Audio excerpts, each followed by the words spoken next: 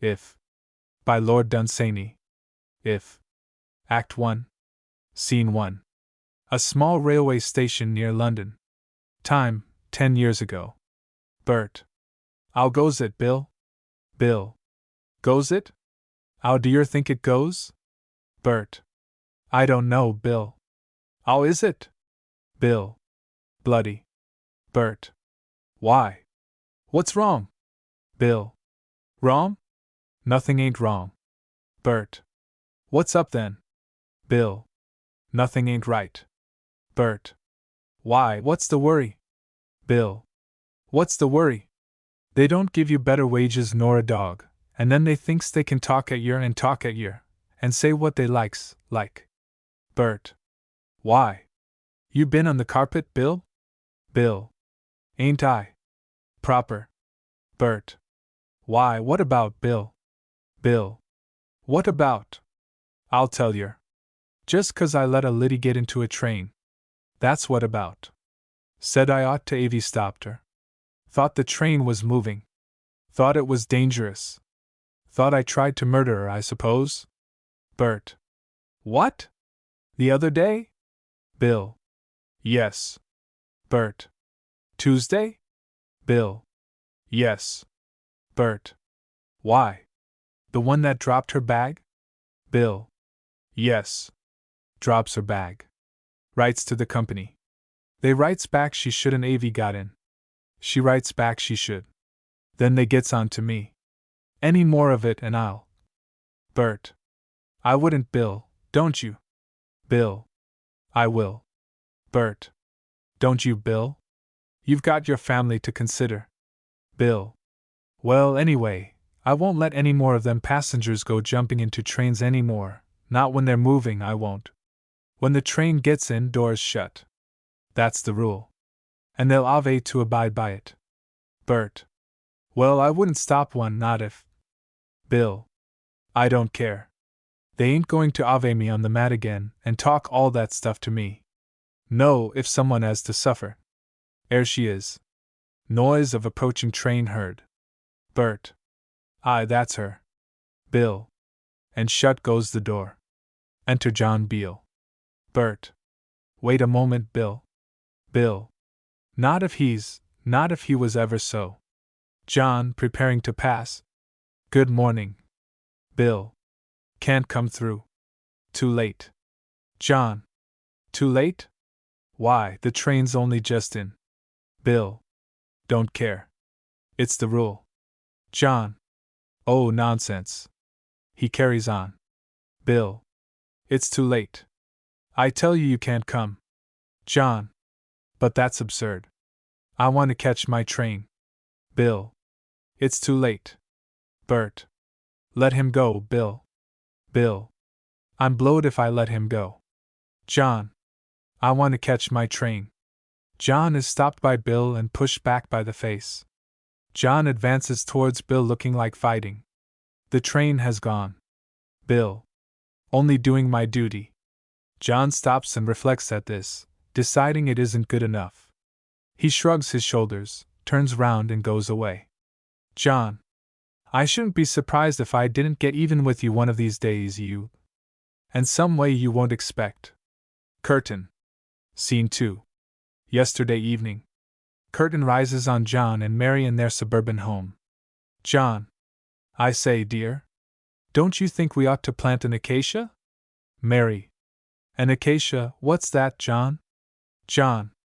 Oh, it's one of those trees that they have. Mary. But why, John? John. Well, you see, the house is called the Acacias, and it seems rather silly not to have at least one. Mary. Oh, I don't think that matters. Lots of places are called lot of things. Everyone does. John. Yes, but it might help the postman. Mary. Oh, no, it wouldn't, dear. He wouldn't know an acacia if he saw it any more than I should. John. Quite right, Mary, you're always right. What a clever head you've got. Mary. Have I, John? We'll plant an acacia if you like. I'll ask about it at the grocer's. John. You can't get one there. Mary. No, but he's sure to know where it can be got. John. Where do they grow, Mary? Mary. I don't know, John, but I am sure they do somewhere. John.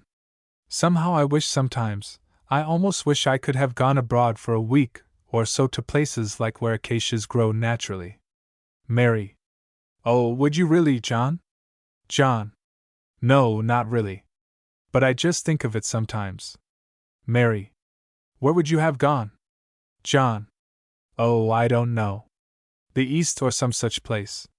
I've often heard people speak of it, and somehow it seemed so. Mary. The East, John? Not the East. I don't think the East somehow is quite respectable. John. Oh well, it's all right, I never went, and never shall go now. It doesn't matter. Mary, the photographs catching her eye. Oh, John, I meant to tell you. Such a dreadful thing happened. John. What, Mary? Mary. Well, Liza was dusting the photographs, and when she came to Jane she says she hadn't really begun to dust it, only looked at it, and it fell down, and that bit of glass is broken right out of it. John. Ask her not to look at it so hard another time. Mary. Oh, what do you mean, John? John.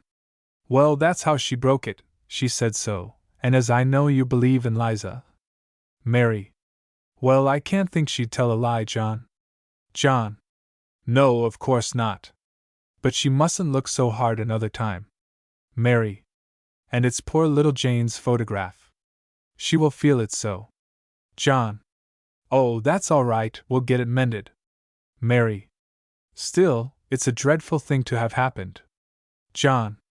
We'll get it mended, and if Jane is unhappy about it she can have Alice's frame. Alice is too young to notice it. Mary. She isn't, John? She'd notice it quick. John. Well, George, then? Mary, looking at photo thoughtfully. Well, perhaps George might give up his frame. John. Yes, tell Liza to change it. Why not make her do it now? Mary. Not today, John. Not on a Sunday. She shall do it tomorrow by the time you get back from the office.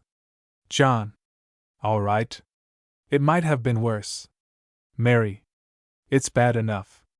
I wish it hadn't happened. John. It might have been worse. It might have been Aunt Martha. Mary. I'd sooner it had been her than poor little Jane. John. If it had been Aunt Martha's photograph she'd have walked in next day and seen it for certain. I know Aunt Martha. Then there'd have been trouble. Mary. But John, how could she have known? John. I don't know, but she would have. It's a kind of devilish sense she has. Mary. John. John. What's the matter? Mary. John. What a dreadful word you used. And on a Sunday, too. Really? John. Oh, I'm sorry. It slipped out somehow. I'm very sorry. Enter Liza. Liza. There's a gentleman to see you, sir, which isn't, properly speaking, a gentleman at all. Not what I should call one, that is, like. Mary. Not a gentleman. Good gracious, Liza. Whatever do you mean? Liza. He's black. Mary. Black? John, reassuring. Oh, yes, that would be Ollie. A queer old customer, Mary, perfectly harmless. Our firm gets hundreds of carpets through him, and then one day.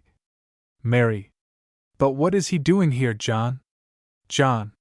Well, one day he turned up in London, broke, he said, and wanted the firm to give him a little cash.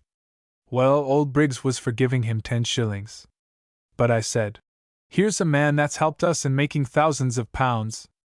Let's give him 50. Mary. 50 pounds. John. Yes, it seems a lot, but it seemed only fair. 10 shillings would have been an insult to the old fellow, and he'd have taken it as such. You don't know what he'd have done. Mary. Well, he doesn't want more? John. No, I expect he's come to thank me. He seemed pretty keen on getting some cash. Badly broke, you see. Don't know what he was doing in London. Never can tell with these fellows. East is east, and there's an end of it. Mary. How did he trace you here? John. Oh, got the address at the office. Briggs and Cater won't let theirs be known. Not got such a smart little house, I expect. Mary. I don't like letting people in that you don't know where they come from. John. Oh, he comes from the East. Mary. Yes, I know. But the East doesn't seem quite to count, somehow, as the proper sort of place to come from, does it, dear? John. No. Mary. It's not like Sydenham or Bromley, some place you can put your finger on. John. Perhaps just for once, I don't think there's any harm in him. Mary. Well, just for once. But we can't make a practice of it. And you don't want to be thinking of business on a Sunday, your only day off. John. Oh, it isn't business, you know. He only wants to say thank you. Mary. I hope he won't say it in some queer Eastern way. You don't know what these people. John. Oh, no, show him up, Liza. Liza. As you like, Mum. Exit. Mary. And you gave him £50? John. Well, old Briggs agreed to it. So I suppose that's what he got. Cater paid him. Mary. It seems a lot of money. But I think, as the man is actually coming up the stairs, I'm glad he's got something to be grateful for. Enter Ollie, shown in by Liza. Ollie. Protector of the just. John. Oh, yes. Good evening. Ollie. My soul was parched, and you bathed it in rivers of gold. John. Oh, yes. Ollie. Wherefore the name Briggs, Cater, and Beale shall be magnified and called blessed. John. Yes. Very good of you. Ollie advancing, handing trinket. Protector of the just, my offering. John. Your offering? Ollie. Hush. It is beyond price. I am not bidden to sell it.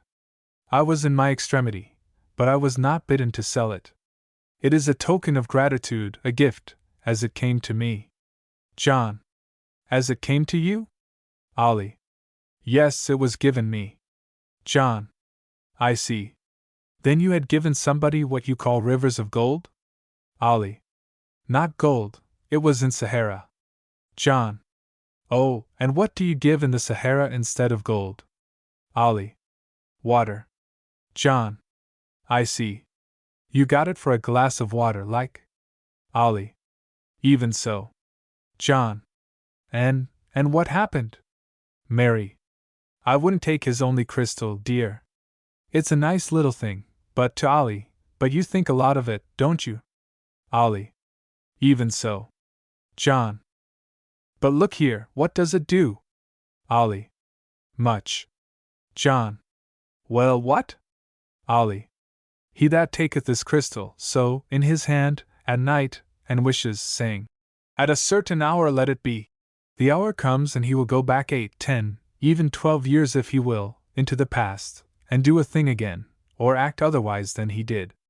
The day passes, the 10 years are accomplished once again, he is here once more, but he is what he might have become had he done that one thing otherwise. Mary. John. John. I don't understand. Ollie. Tonight you wish. All tomorrow you live the last 10 years. A new way, master, a new way, how you please. Tomorrow night you are here, what those years have made you. John. By Jove! Mary. Have nothing to do with it, John. John. All right, Mary, I'm not going to. But do you mean one could go back 10 years? Ollie. Even so. John. Well, it seems odd, but I'll take your word for it. But look here, you can't live 10 years in a day, you know. Ollie. My master has power over time. Mary. John, don't have anything to do with him. John. All right, Mary. But who is your master? Ollie. He is carved of one piece of jade, a god in the greenest mountains. The years are his dreams. This crystal is his treasure. Guard it safely, for his power is in this more than in all the peaks of his native hills. See what I give you, master. John. Well, really, it's very good of you. Mary. Good night, Mr. Ollie. We are very much obliged for your kind offer. which we are so sorry we can't avail ourselves of. John. One moment, Mary. Do you mean that I can go back 10 years, and live till now again, and only be away a day? Ollie. Start early and you will be here before midnight. John. Would 8 o'clock do? Ollie. You could be back by 11 that evening. John. I don't quite see how 10 years could go in a single day. Ollie. They will go as dreams go. John. Even so, it seems rather unusual, doesn't it? Ollie. Time is the slave of my master. Mary. John. John. All right, Mary? In a lower voice. I'm only trying to see what he'll say. Mary. All right, John, only. Ollie. Is there no step that you would wish untrodden, nor stride that you would make where once you faltered? John. I say, why don't you use it yourself? Ollie. I am afraid of the past. But you English, and the great firm of Briggs, Cater, and Beale, you are afraid of nothing. John. Ha ha. Well, I wouldn't go quite as far as that, but well, give me the crystal. Mary. Don't take it, John. Don't take it. John. Why, Mary? It won't hurt me. Mary. If it can do all that, if it can do all that. John. Well? Mary. Why, you might never have met me. John. Never have met you? I never thought of that. Mary. Leave the past alone, John. John. All right, Mary. I needn't use it. But I want to hear about it. It's so odd, it's so what you might call queer. I don't think I ever. To Ollie. You mean if I work hard for 10 years, which will only be all tomorrow, I may be governor of the Bank of England tomorrow night. Ollie. Even so. Mary. Oh, don't do it, John. John. But you said I'll be back here before midnight tomorrow. Ollie. It is so. John. But the governor of the Bank of England would live in the city, and he'd have a much bigger house anyway. He wouldn't live in Lewisham. Ollie. The crystal will bring you to this house when the hour is accomplished, even tomorrow night. If you be the great banker, you will perhaps come to chastise one of your slaves who will dwell in this house. If you be head of Briggs and Cater, you will come to give an edict to one of your firm. Perchance this street will be yours, and you will come to show your power unto it. But you will come. John. And if the house is not mine? Mary. John. John. Don't. Ollie. Still you will come. John. Shall I remember? Ollie. No. John. If I want to do anything different to what I did, how shall I remember when I get back there? Mary. Don't. Don't do anything different, John. John. All right. Ollie. Choose just before the hour of the step you desire to change. Memory lingers a little at first, and fades away slowly. John. 5 minutes? Ollie. Even 10. John. Then I can change one thing. After that I forget. Ollie. Even so. One thing. And the rest follows. John. Well, it's very good of you to make me this nice present, I'm sure. Ollie. Sell it not. Give it, as I gave it, if the heart impels. So shall it come back one day to the hills that are brighter than grass, made richer by the gratitude of many men. And my master shall smile thereat, and the vale shall be glad. John. It's very good of you, I'm sure. Mary. I don't like it, John. I don't like tampering with what's gone. Ollie. My master's power is in your hands. Farewell. Exit. John.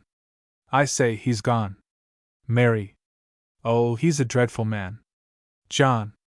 I never really meant to take it. Mary. Oh, John, I wish you hadn't. John. Why? I'm not going to use it. Mary. Not going to use it, John? John. No, no, not if you don't want me to. Mary. Oh, I'm so glad. John. And besides, I don't want things different. I've got fond of this little house. And Briggs is a good old sort, you know. Cater's a bit of an ass, but there's no harm in him. In fact, I'm contented, Mary. I wouldn't even change Aunt Martha now. Points at frowning framed photographs centrally hung. You remember when she first came and you said, "Where shall we hang her?" I said the cellar. You said we couldn't. So she had to go there. But I wouldn't change her now. I suppose there are old watchdogs like her in every family. I wouldn't change anything. Mary. Oh, John, wouldn't you really? John. No, I'm contented. Grim old soul, I wouldn't even change Aunt Martha. Mary. I'm glad of that, John. I was frightened. I couldn't bear to tamper with the past. You don't know what it is, it's what's gone. But if it really isn't gone at all, if it can be dug up like that, why you don't know what mightn't happen. I don't mind the future, but if the past can come back like that. Oh, don't, John. Don't think of it. It isn't canny. There's the children, John. John. Yes, that's all right. It's only a little ornament. I won't use it. And I tell you I'm content. Happily, it's no use to me. Mary. I'm so glad you're content, John. Are you really? Is there nothing that you'd have had different? I sometimes thought you'd rather that Jane had been a boy. John. Not a bit of it.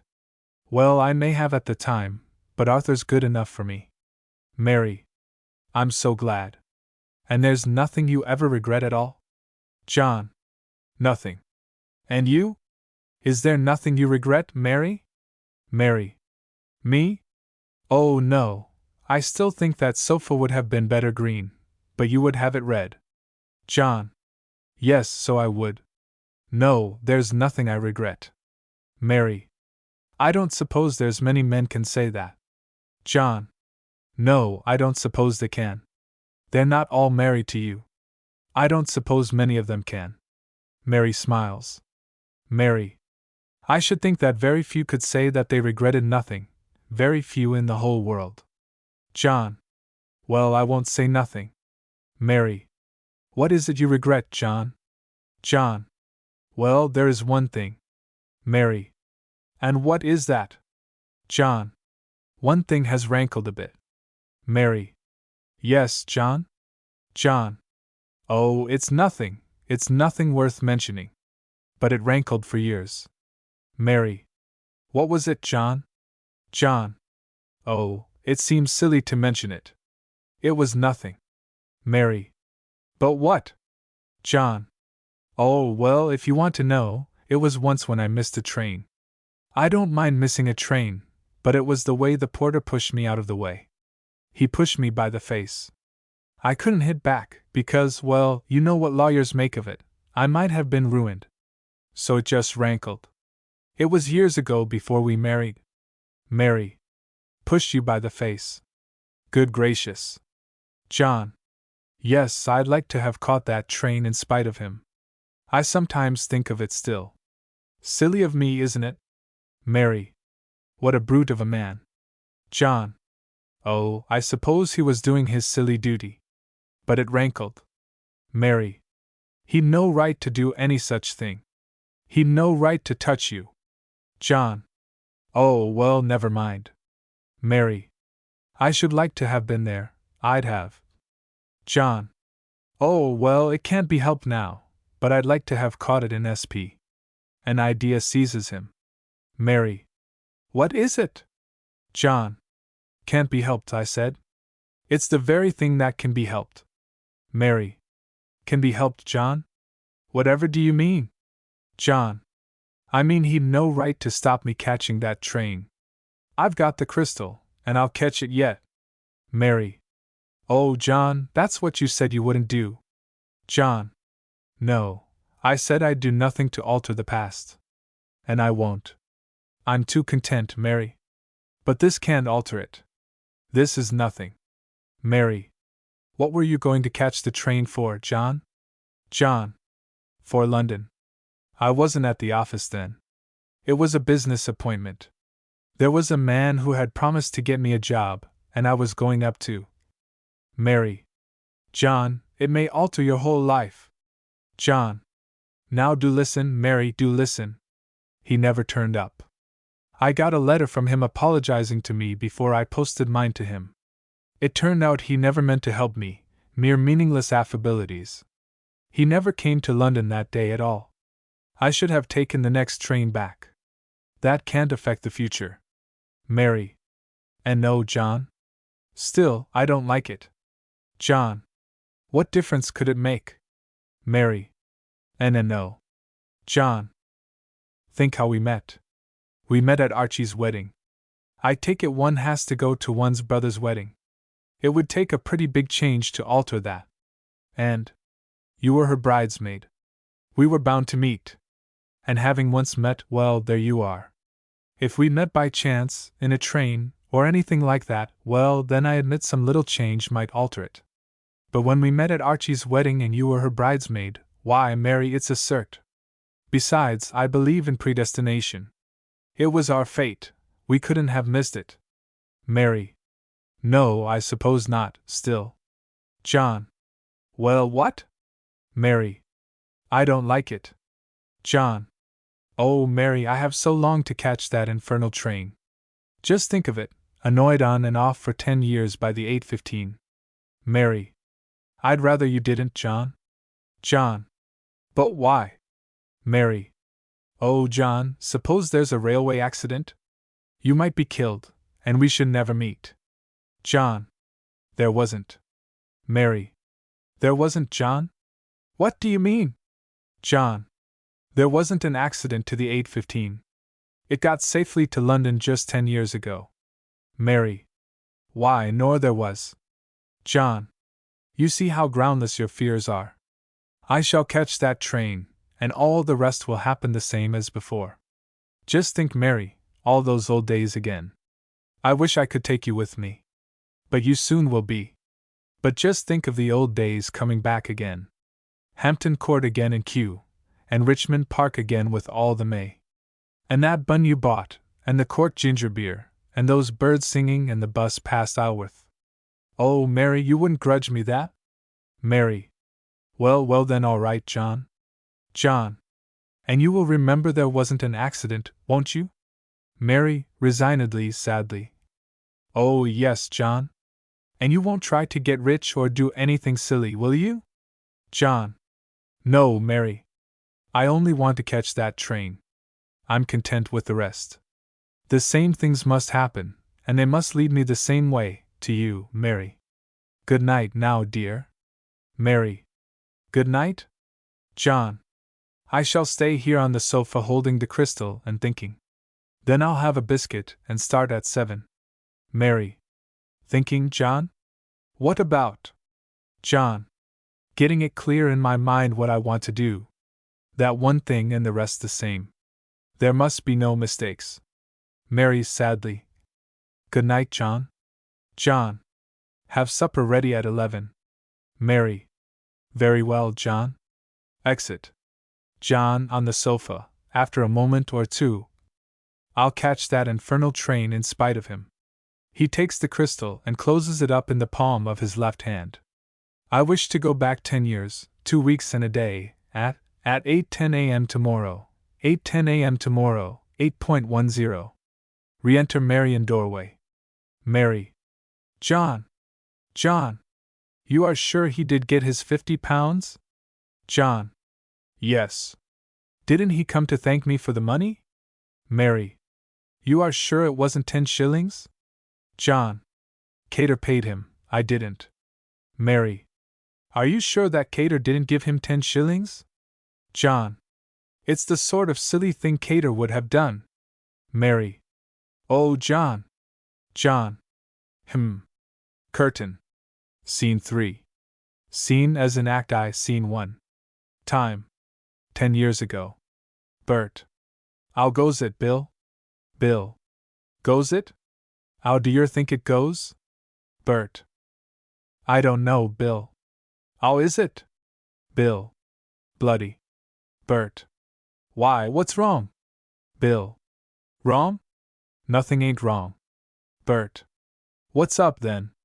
Bill. Nothing ain't right. Bert. Why, what's the worry?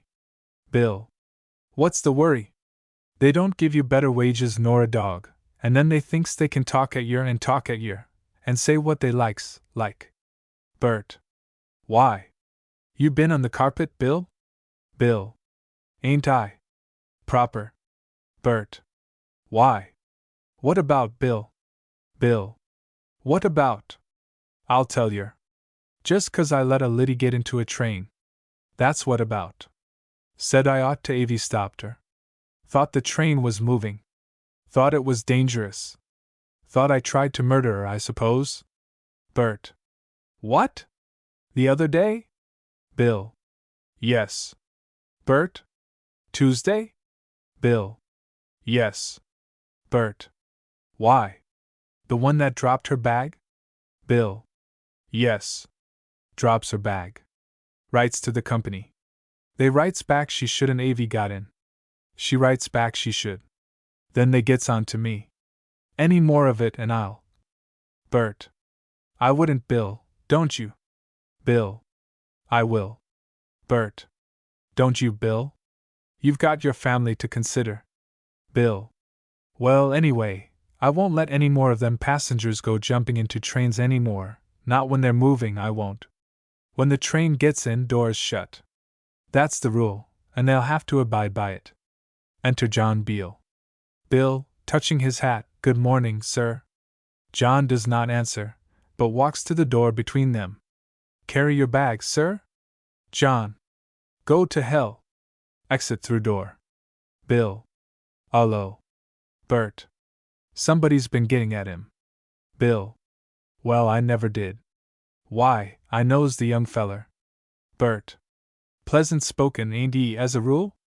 Bill. Never knew him like this. Bert. You ain't been sayin' nothing to him, have yer? Bill. Never in my life. Bert. Well, I never. Bill. Had some trouble o' some kind. Bert. Must have a. Train is heard. Bill. Ah, 'ere she is. Well, as I was saying. Curtain. Scene 4. In a second-class railway carriage. Time, same morning as Scene 1, Act 1. Noise, and a scene drawn past the windows. The scene, showing a momentary glimpse of fair English hills, is almost entirely placards. Give her Bovril, give her Oxo. Alternately forever. Occupants, John Beale, a girl, a man. All sit in stoical silence like the two images near Luxor. The man has the window seat, and therefore the right of control over the window. Miralda Clement. Would you mind having the window open? The man in the corner, shrugging his shoulders in a shivery way. Certainly. Meaning he does not mind. He opens the window. Miralda Clement. Thank you so much. Man in the corner. Not at all. He does not mean to contradict her. Stoical silence again. Miralda Clement. Would you mind having it shut now? I think it is rather cold. Man in the corner. Certainly. He shuts it. Silence again. Miralda Clement. I think I'd like the window open again now for a bit. It is rather stuffy, isn't it? Man in the corner. Well, I think it's very cold. Miralda Clement. Oh, do you? But would you mind opening it for me? Man in the corner. I'd much rather it was shut, if you don't mind. She sighs, moves her hands slightly, and her pretty face expresses the resignation of the Christian martyr in the presence of lions. This for the benefit of John. John. Allow me, madam. He leans across the window's rightful owner, a bigger man than he, and opens his window. Man in the corner shrugs his shoulders and, quite sensibly, turns to his paper. Miralda. Oh, thank you so much. John. Don't mention it. Silence again. Voices of porters off. Fan car, fan car. Man in the corner gets out. Miralda. Could you tell me where this is? John. Yes. Elephant and Castle. Miralda. Thank you so much. It was kind of you to protect me from that horrid man. He wanted to suffocate me.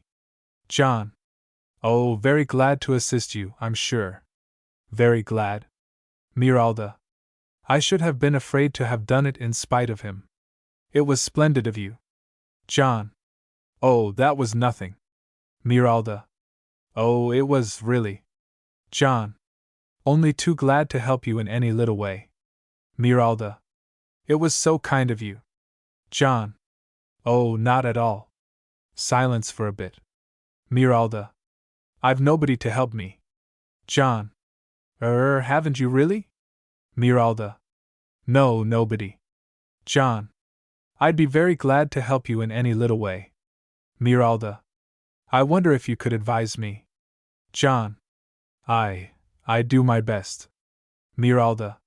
You see, I have nobody to advise me. John. No, of course not. Miralda. I live with my aunt, and she doesn't understand. I've no father or mother. John.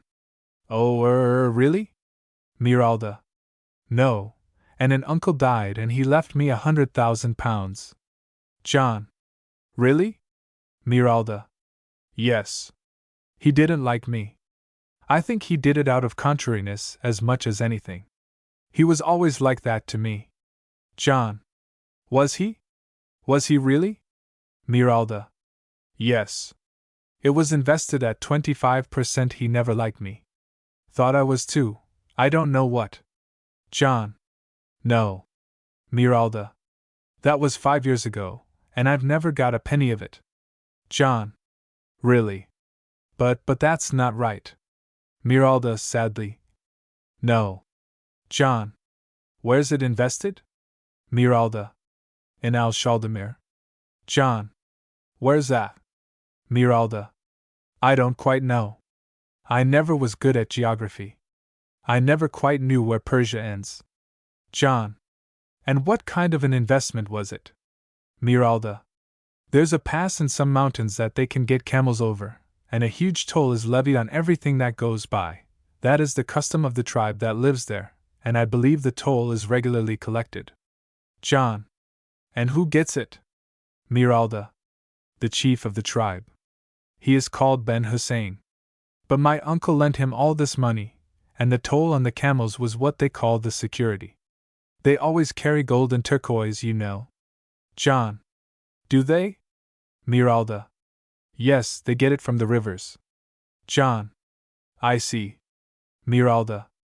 It does seem a shame his not paying, doesn't it? John. A shame? I should think it is. An awful shame. Why, it's a crying shame. He ought to go to prison. Miralda. Yes, he ought. But you see, it's so hard to find him. It isn't as if it was this side of Persia. It's being on the other side that is such a pity. If only it was in a country like. John.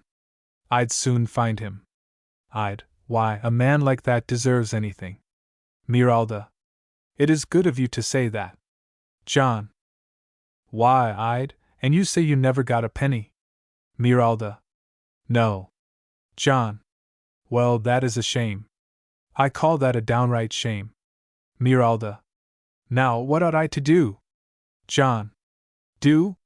Well, now, you know in business there's nothing like being on the spot. When you're on the spot you can, but then, of course, it's so far. Miralda.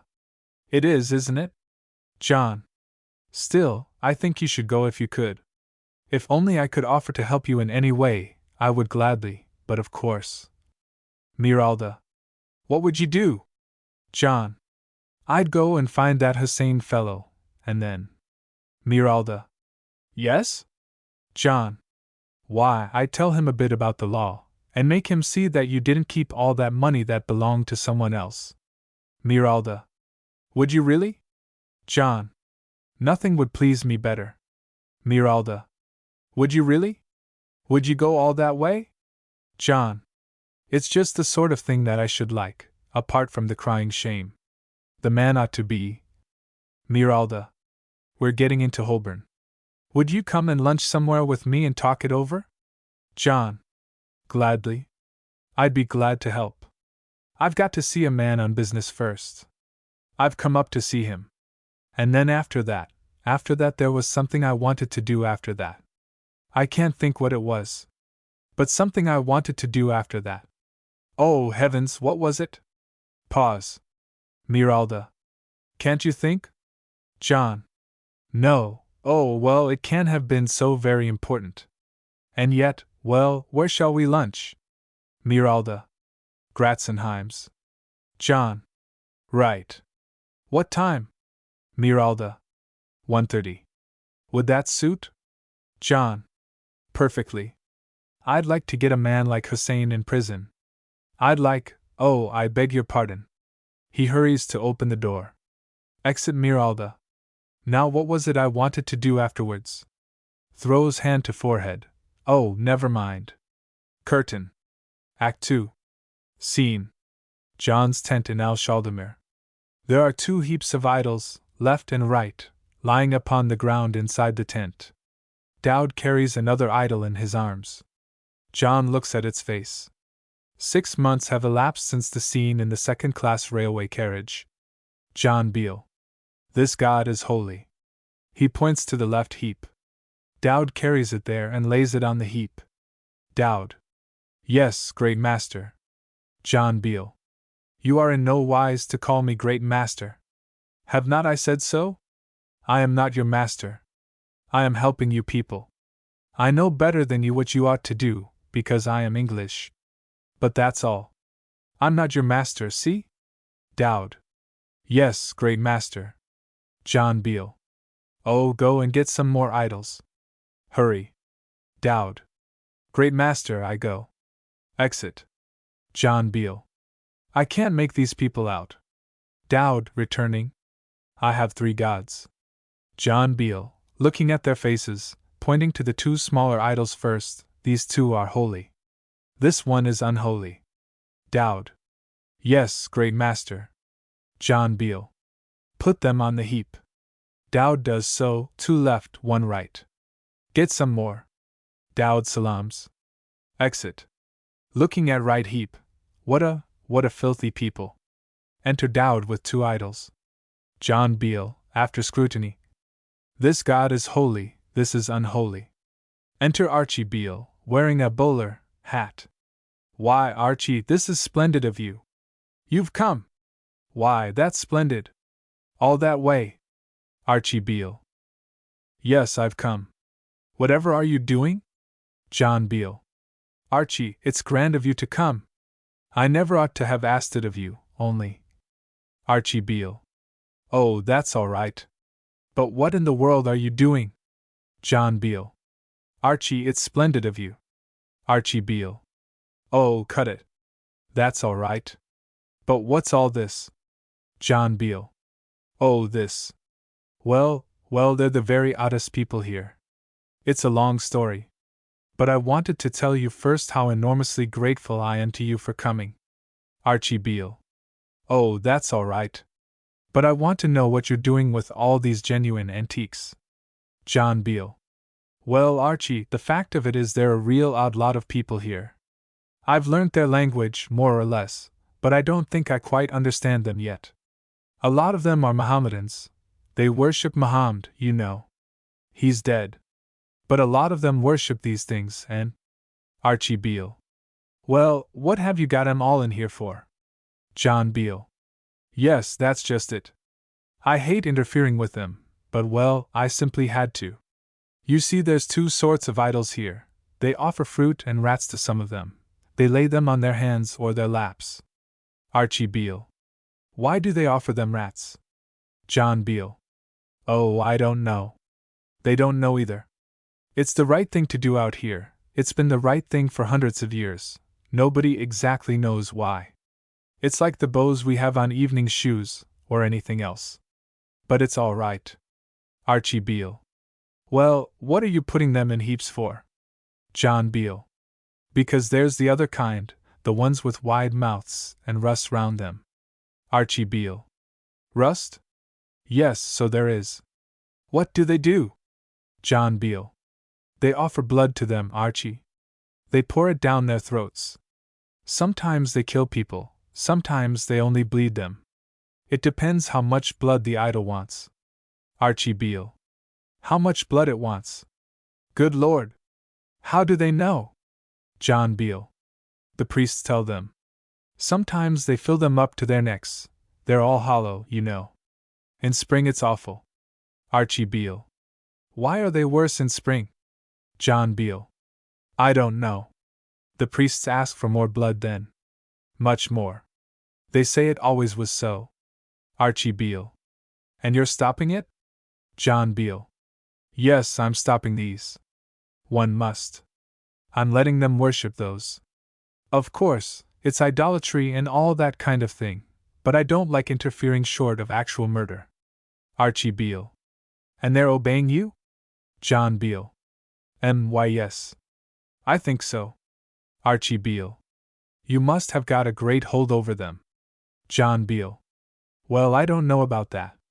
It's the pass that counts. Archie Beale. The pass? John Beale. Yes, that place you came over. It's the only way anyone can get here. Archie Beale. Yes, I suppose it is. But how does the pass affect these idols? John Beale. It affects everything here. If that pass were closed, no living man would ever enter or leave, or even hear of, this country. It's absolutely cut off except for that one pass. Why, Archie, it isn't even on the map. Archie Beale.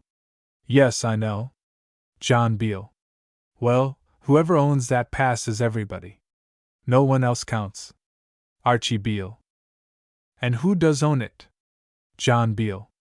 Well, it's actually owned by a fellow called Hussein, but Miss Clement's uncle, a man called Hinnard, a kind of lonely explorer, seems to have come this way, and I think he understood what this pass is worth. Anyhow, he lent Hussein a big sum of money and got an acknowledgment from Hussein. Old Hinnard must have been a wonderfully shrewd man. For that acknowledgment is no more legal than an IOU, and Hussein is simply a brigand. Archie Beale. Not very good security. John Beale. Well, you're wrong there.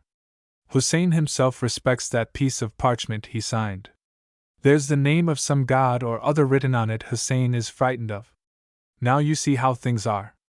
That pass is as holy as all the gods that there are in Al-Shaldamir. Hussein possesses it. But he owes an enormous sum to Miss Miralda Clement, and I am here as her agent, and you've come to help me like a great sportsman. Archie Beale. Oh, never mind that. Well, it all seems pretty simple. John Beale. Well, I don't know, Archie. Hussein admits the debt, but... Archie Beale. But what? John Beale. I don't know what he'll do. Archie Beale. Wants watching, does he? John Beale. Yes. And meanwhile I feel sort of responsible for all these silly people. Somebody's got to look after them. Dowd. Dowd off. Great Master. John Beale. Bring in some more gods. Dowd. Yes, Great Master. John Beale. I can't get them to stop calling me absurd titles. They're so infernally oriental. Enter Dowd. Archie Beale. He's got two big ones this time. John Beale, to Archie. You see, there's rust about their mouths. To Dowd, they are both unholy. He points to our heap, and Dowd puts them there. To Dowd. Bring in some more. Dowd. Great Master, there are no more gods in Al-Shaldamir. John Beale. It is well. Dowd. What orders, Great Master? John Beale. Listen. At night ye shall come and take these gods away. These shall be worshipped again in their own place. These you shall cast into the great river and tell no man where you cast them. Dowd. Yes, Great Master. John Beale.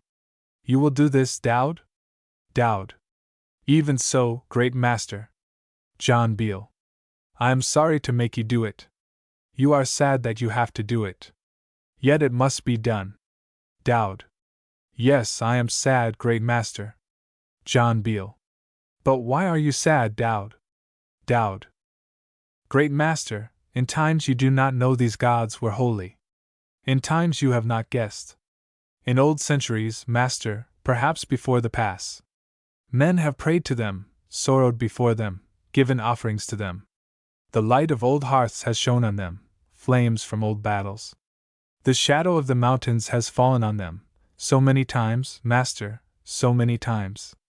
Dawn and sunset have shone on them, Master, like firelight flickering. Dawn and sunset, flicker, Flicker, flicker for century after century. They have sat there watching the dawns like old men by the fire. They are so old, master, so old.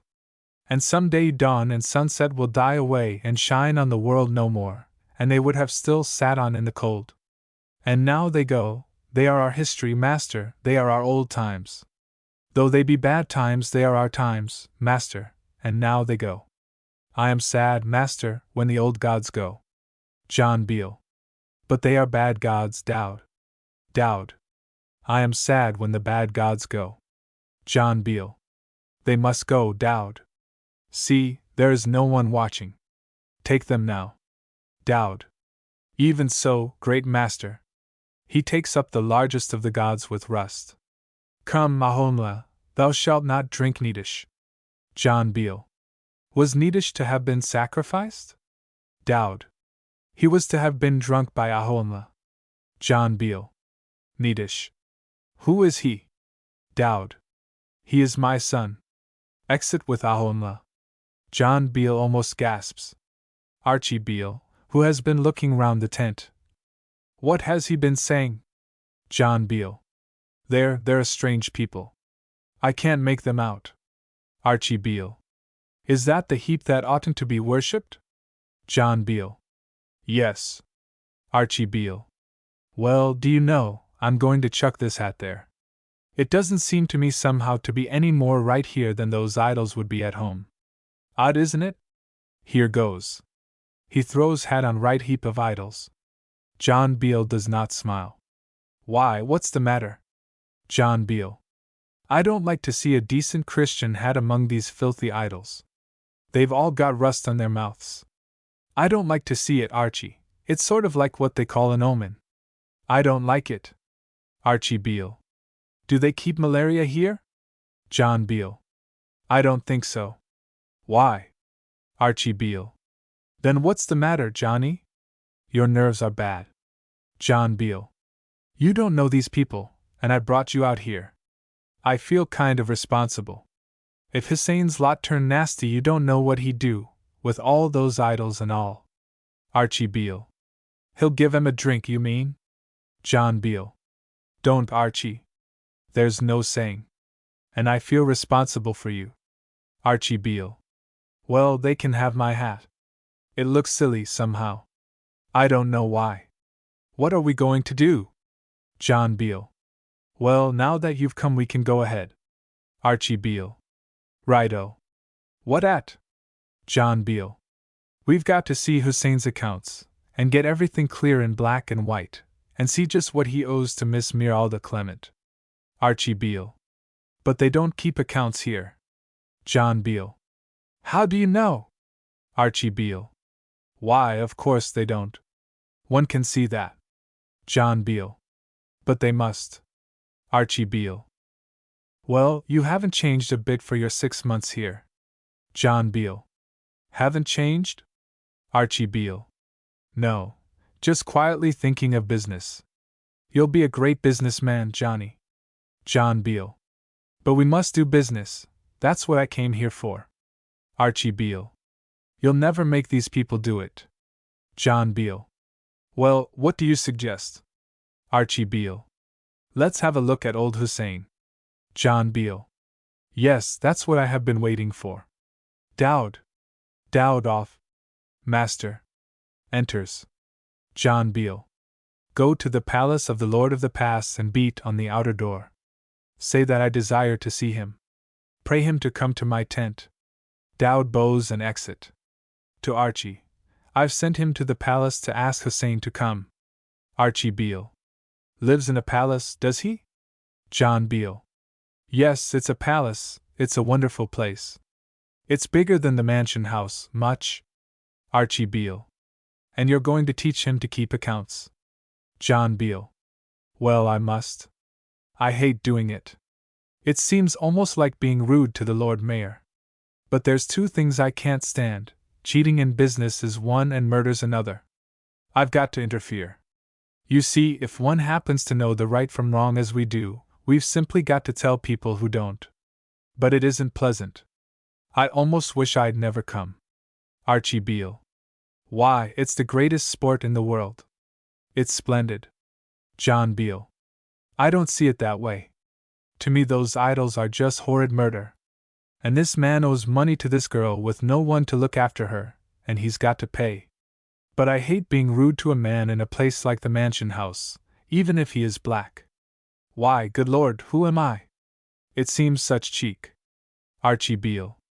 I say, Johnny, tell me about the lady. Is she pretty? John Beale. What, Miss Miralda? Yes. Archie Beale. But what I mean is, what's she like? John Beale. Oh, I don't know. It's very hard to say. She's tall and she's fair and she's got blue eyes. Archie Beale. Yes, but I mean, what kind of a person is she? How does she strike you? John Beale. Well, she's pretty hard up until she gets this money, and she hasn't got any job that's any good, and no real prospects bar this, and nobody particular by birth, and doesn't know anybody who is, and lives in the least fashionable suburb and can only just afford a second-class fare and… Archie Beale. Yes, go on. John Beale. And yet somehow she sort of seems like a queen. Archie Beale. Lord above us. And what kind of a queen? John Beale. Oh, I don't know. Well, look here, Archie, it's only my impression. I don't know her well yet. It's only my impression. I only tell you in absolute confidence. You won't pass it on to anybody, of course. Archie Beale. Oh, no, go on. John Beale. Well, I don't know, only she seemed more like, well, a kind of autocrat, you know, who'd stop at nothing. Well, no, I don't mean that, only. Archie Beale. So you're not going to marry her? John Beale. Marry her? Good Lord, no. Why, you'd never dare ask her. She's not that sort. I tell you, she's a sort of queen. And, good Lord, she'd be a queen if it wasn't for Hussein, or something very like one. We can't go marrying queens. Anyhow, not one like her. Archie Beale. Why not one like her? John Beale. I tell you, she's a kind of goddess. You couldn't ask her if she loved you. It would be such. Archie Beale. Such what? John Beale. Such infernal cheek. Archie Beale. I see. Well, I see you aren't in love with her. But it seems to me you'll be seeing a good deal of her some day if we pull this off. And then, my boy, you'll be going and getting in love with her. John Beale. I tell you I daren't. I'd as soon propose to the Queen of Sheba. Archie Beale. Well, Johnny, I'm going to protect you from her all I can. John Beale. Protect me from her? Why? Archie Beale. Why, because there's lots of other girls and it seems to me you might be happier with some of them. John Beale. But you haven't even seen her. Archie Beale. Nor I have. Still, if I'm here to protect you, I somehow think I will. And if I'm not? John Beale. Well, and what then? Archie Beale. What nonsense I'm talking. Fate does everything. I can't protect you. John Beale. Yes, it's nonsense all right, Archie, but… Hussein off. I am here. John Beale. Be seen. Hussein enters. He is not unlike Bluebeard. John Beale, pointing to Archie, my brother. Archie shakes hands with Hussein. Hussein looks at his hand when it is over in a puzzled way. John Beale and Hussein then bow to each other. Hussein. You desired my presence. John Beale. I am honored. Hussein. And I. John Beale. The white traveler, whom we call Hinard, lent you 1,000 greater gold pieces, which in our money is 100,000 pounds, as you acknowledge. Hussein nods his head, and every year you were to pay him for this 250 of your greater gold pieces, as you acknowledge also. Hussein. Even so. John Beale. And this you have not yet had chance to pay, but owe it still. Hussein. I do. John Beale. And now Hinard is dead. Hussein. Peace be with him. John Beale. His heiress is Miss Miralda Clement, who instructs me to be her agent. What have you to say? Hussein. Peace be with Hinard. John Beale. You acknowledge your debt to this lady, Miss Miralda Clement? Hussein. I know her not. John Beale. You will not pay your debt? Hussein. I will pay. John Beale. If you bring the gold to my tent, my brother will take it to Miss Clement. Hussein. I do not pay to Miss Clement. John Beale. To whom do you pay? Hussein. I pay to Hinard. John Beale. Hinard is dead. Hussein. I pay to Hinard. John Beale. How will you pay to Hinard? Hussein. If he be buried in the sea. John Beale. He is not buried at sea. Hussein. If he be buried by any river, I go to the God of rivers. John Beale. He is buried on land near no river. Hussein. Therefore I will go to a bronze god of earth, very holy, having the soil in his care and the things of earth. I will take unto him the greater pieces of gold due up to the year when the white traveler died, and will melt them in fire at his feet by night on the mountains, saying, O Ruruan, this is his name, take this by the way of earth to the grave of Hinard, and so I shall be free of my debt before all gods. John Beale. But not before me. I am English. And we are greater than gods. Archie Beale. What's that, Johnny? John Beale. He won't pay, but I told him we're English and that they're greater than all his bronze gods. Archie Beale. That's right, Johnny. Hussein looks fiercely at Archie. He sees Archie's hat lying before a big idol. He points at the hat and looks in the face of the idol. Hussein, to the idol, drink. Drink. He bows. Exit. Archie Beale. What's that he's saying? John Beale, meditatively, oh, nothing, nothing. Archie Beale. He won't pay, oh. John Beale. No, not to Miss Miralda. Archie Beale. Who to? John Beale. To one of his gods. Archie Beale. That won't do. John Beale. No. Archie Beale. What'll we do? John Beale. I don't quite know. It isn't as if we were in England. Archie Beale. No, it isn't. John Beale. If we were in England. Archie Beale. I know, if we were in England you could call a policeman. I tell you what it is, Johnny. John Beale.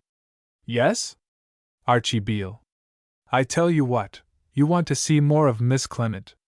John Beale. Why? Archie Beale. Why, because at the present moment our friend Hussein is a craftier fellow than you, and looks like getting the best of it. John Beale. How will seeing more of Miss Miralda help us? Archie Beale. Why, because you want to be a bit craftier than Hussein, and I fancy she might make you. John Beale. She? How? Archie Beale. We're mostly made what we are by some woman or other. We think it's our own cleverness, but we're wrong. As things are, you're no match for Hussein, but if you altered. John Beale. Why, Archie, where did you get all those ideas from? Archie Beale. Oh, I don't know. John Beale. You never used to talk like that. Archie Beale. Oh, well. John Beale. You haven't been getting in love, Archie, have you? Archie Beale.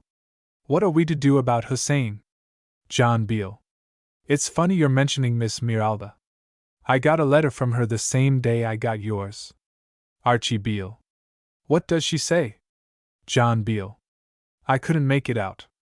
Archie Beale. What were her words? John Beale. She said she was going into it closer? She underlined closer. What could she mean by that? How could she get closer? Archie Beale. Well, the same way as I did. John Beale. How do you mean? I don't understand. Archie Beale. By coming here. John Beale. By coming here? But she can't come here. Archie Beale. Why not? John Beale. Because it's impossible. Absolutely impossible. Why, good Lord, she couldn't come here. Why, she'd want a chaperone and a house and everything. Good Lord, she couldn't come here. It would be, well, it would be impossible. It couldn't be done. Archie Beale. Oh, all right. Then I don't know what she meant. John Beale. Archie. You don't really think she'd come here? You don't really think it, do you? Archie Beale. Well, it's the sort of thing that sort of girl might do, but of course I can't say. John Beale. Good Lord, Archie. That would be awful. Archie Beale. But why? John Beale. Why? But what would I do? Where would she go? Where would her chaperone go? The chaperone would be some elderly lady. Why, it would kill her. Archie Beale. Well, if it did, you've never met her, so you needn't go into mourning for an elderly lady that you don't know, not yet, anyway. John Beale.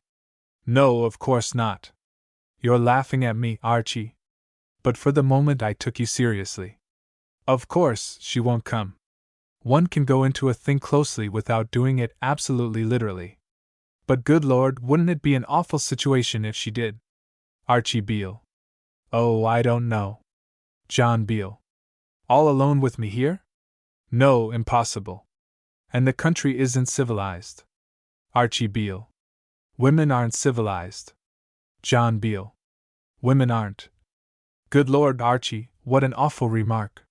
What do you mean? Archie Beale. We're tame, they're wild. We like all the dull things and the quiet things, they like all the romantic things and the dangerous things.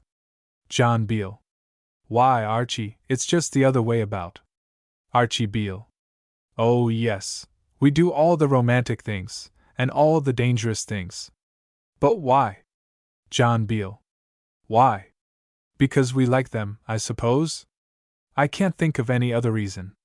Archie Beale. I hate danger. Don't you? John Beale. Well, yes, I suppose I do, really. Archie Beale. Of course you do. We all do. It's the women that put us up to it. She's putting you up to this. And the more she puts you up to, the more likely is Hussein to get it in his fat neck. John Beale. But you don't mean you'd hurt Hussein? Not badly, I mean. Archie Beale. We're under her orders, Johnny. See what she says? John Beale. You don't really think she'll come here? Archie Beale. Of course I do, and the best thing too. It's her show, she ought to come. John Beale. But you don't understand. She's just a young girl. A girl like Miss Miralda couldn't come out here over the pass and down these mountains, she'd never stand it, and as for the chaperone, you've never met Miss Miralda. Archie Beale. No, Johnny. But the girl that was able to get you to go from Bromley to this place can look after herself. John Beale. I don't see what that's got to do with it. She was in trouble and I had to help her. Archie Beale. Yes, and she'll be in trouble all the way here from Blackheath, and everyone will have to help her. John Beale. What beats me is how you can have the very faintest inkling of what she's like without ever having seen her, and without my having spoken of her to you for more than a minute. Archie Beale. Well, Johnny, you're not a romantic bird, you're not a traveler by nature, barring your one trip to Eastbourne, and it was I that took you there. And contrariwise, as they say in a book you've never read, you're a level-headed businessman and a hard-working, respectable stay-at-home. You meet a girl in a train, and the next time I see you you're in a place that isn't marked on the map, and telling it what gods it ought to worship, and what gods it ought to have agnosticism about. Well, I say some girl. John Beale. Well, I must say you make the most extraordinary deductions, but it was awfully good of you to come, and I ought to be grateful, and I am, too, I'm awfully grateful, and I ought to let you talk all the rot you like. Go ahead. You shall say what you like and do what you like. It isn't many brothers that would do what you've done. Archie Beale. Oh, that's nothing. I like this country. I'm glad I came. And if I can help you with Hussein, why all the better. John Beale. It's an awful country, Archie, but we've got to see this through. Archie Beale. Does she know all about Hussein? John Beale. Yes, everything. I've written fully. Omar off. Al-Shaldamir, the nightingales that guard thy ways. John Beale shouting. Oh, go away, go away. To Archie. I said it was an awful country. They sit down outside one's tent and do that kind of thing for no earthly reason. Archie Beale. Oh, I'd let them sing. John Beale. Oh, you can't have people doing that kind of thing. Omar in doorway. Master, I go. John Beale. But why do you come? Omar. I came to sing a joyous song to you, master. John Beale. Why did you want to sing me a joyous song? Omar. Because a lady is riding out of the west. Exit. John Beale. A lady out of, good Lord. Archie Beale. She's coming, Johnny. John Beale. Coming? Good Lord, no, Archie. He said a lady. There'd be the chaperone too. There'd be two of them if it was Miss Miralda. But he said a lady? One lady? It can't be her. A girl like that alone in Alshaldemere. Clean off the map. Oh no, it isn't possible. Archie Beale. I wouldn't worry. John Beale. Wouldn't worry? But good Lord, the situation's impossible. People would talk. Don't you see what people would say? And where could they go? Who would look after them? Do try and understand how awful it is. But it isn't. It's impossible. It can't be them. For heaven's sake, run out and see if it is. And good Lord, I haven't brushed my hair all day, and oh, look at me. He rushes to camp mirror. Exit Archie. John Beale tidies up desperately. Enter Archie. Archie Beale. It's what you call them. John Beale. What I call them. Whatever do you mean? Archie Beale. Well, it's her. She's just like what you said. John Beale. But it can't be. She doesn't ride. She can never have been able to afford a horse. Archie Beale. She's on a camel. She'll be here in a moment. He goes to door. Hurry up with that hair, she's dismounted. John Beale. Oh Lord! What's the chaperone like? Archie Beale. Oh, she's attending to that herself. John Beale. Attending to it herself? What do you mean? Archie Beale.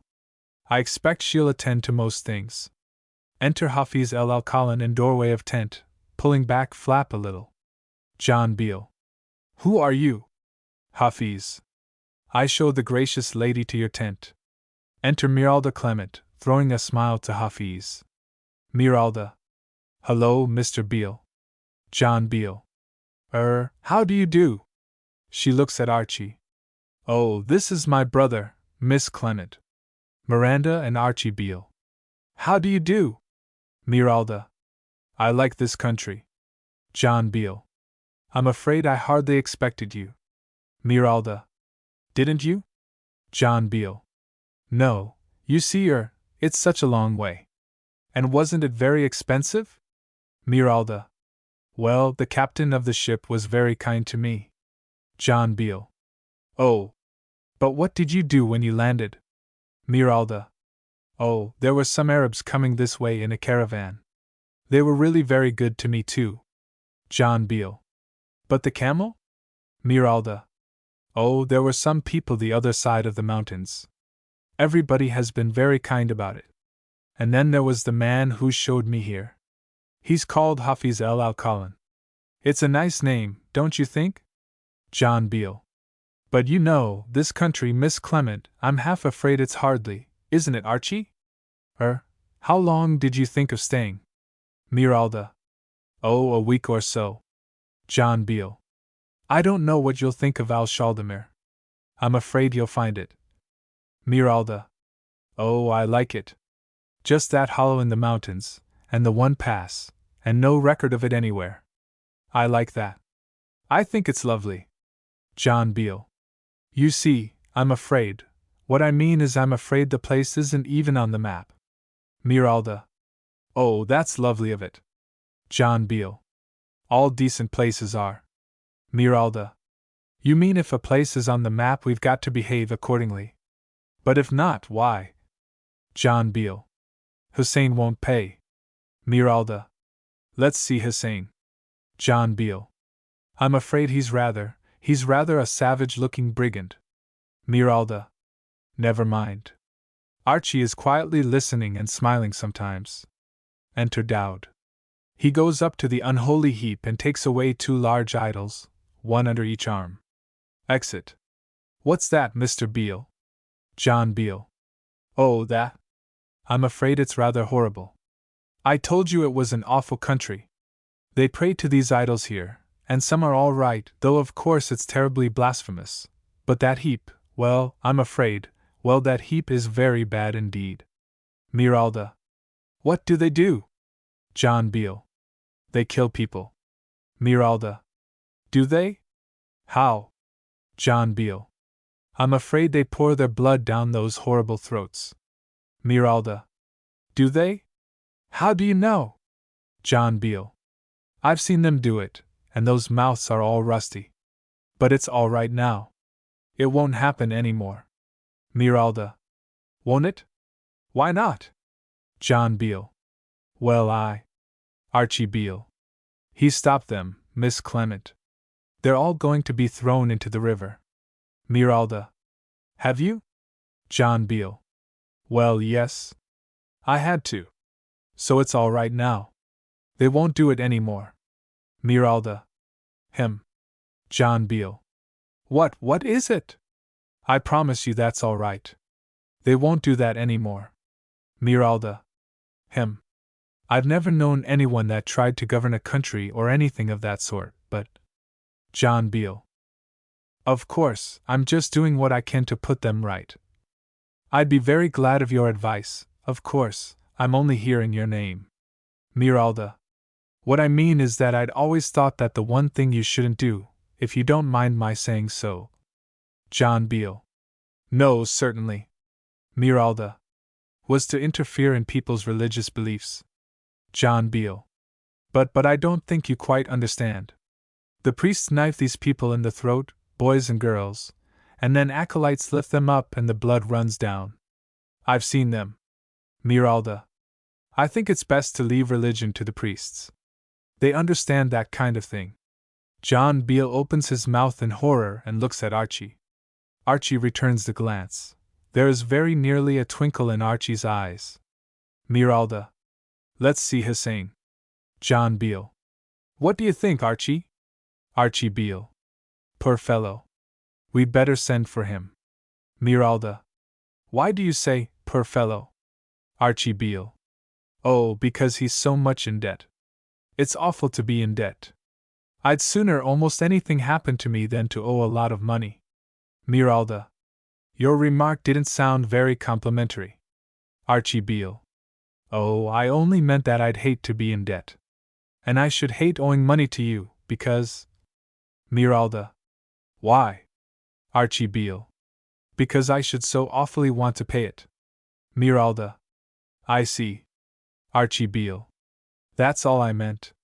Miralda. Does Hussein awfully want to pay it? Archie Beale. Well, no, but he hasn't seen you yet. He will then, of course. Enter Dowd. He goes to the unholy heap. John Beale. Dowd, for the present these gods must stay. Ahomla is gone, but the rest must stay for the present. Dowd.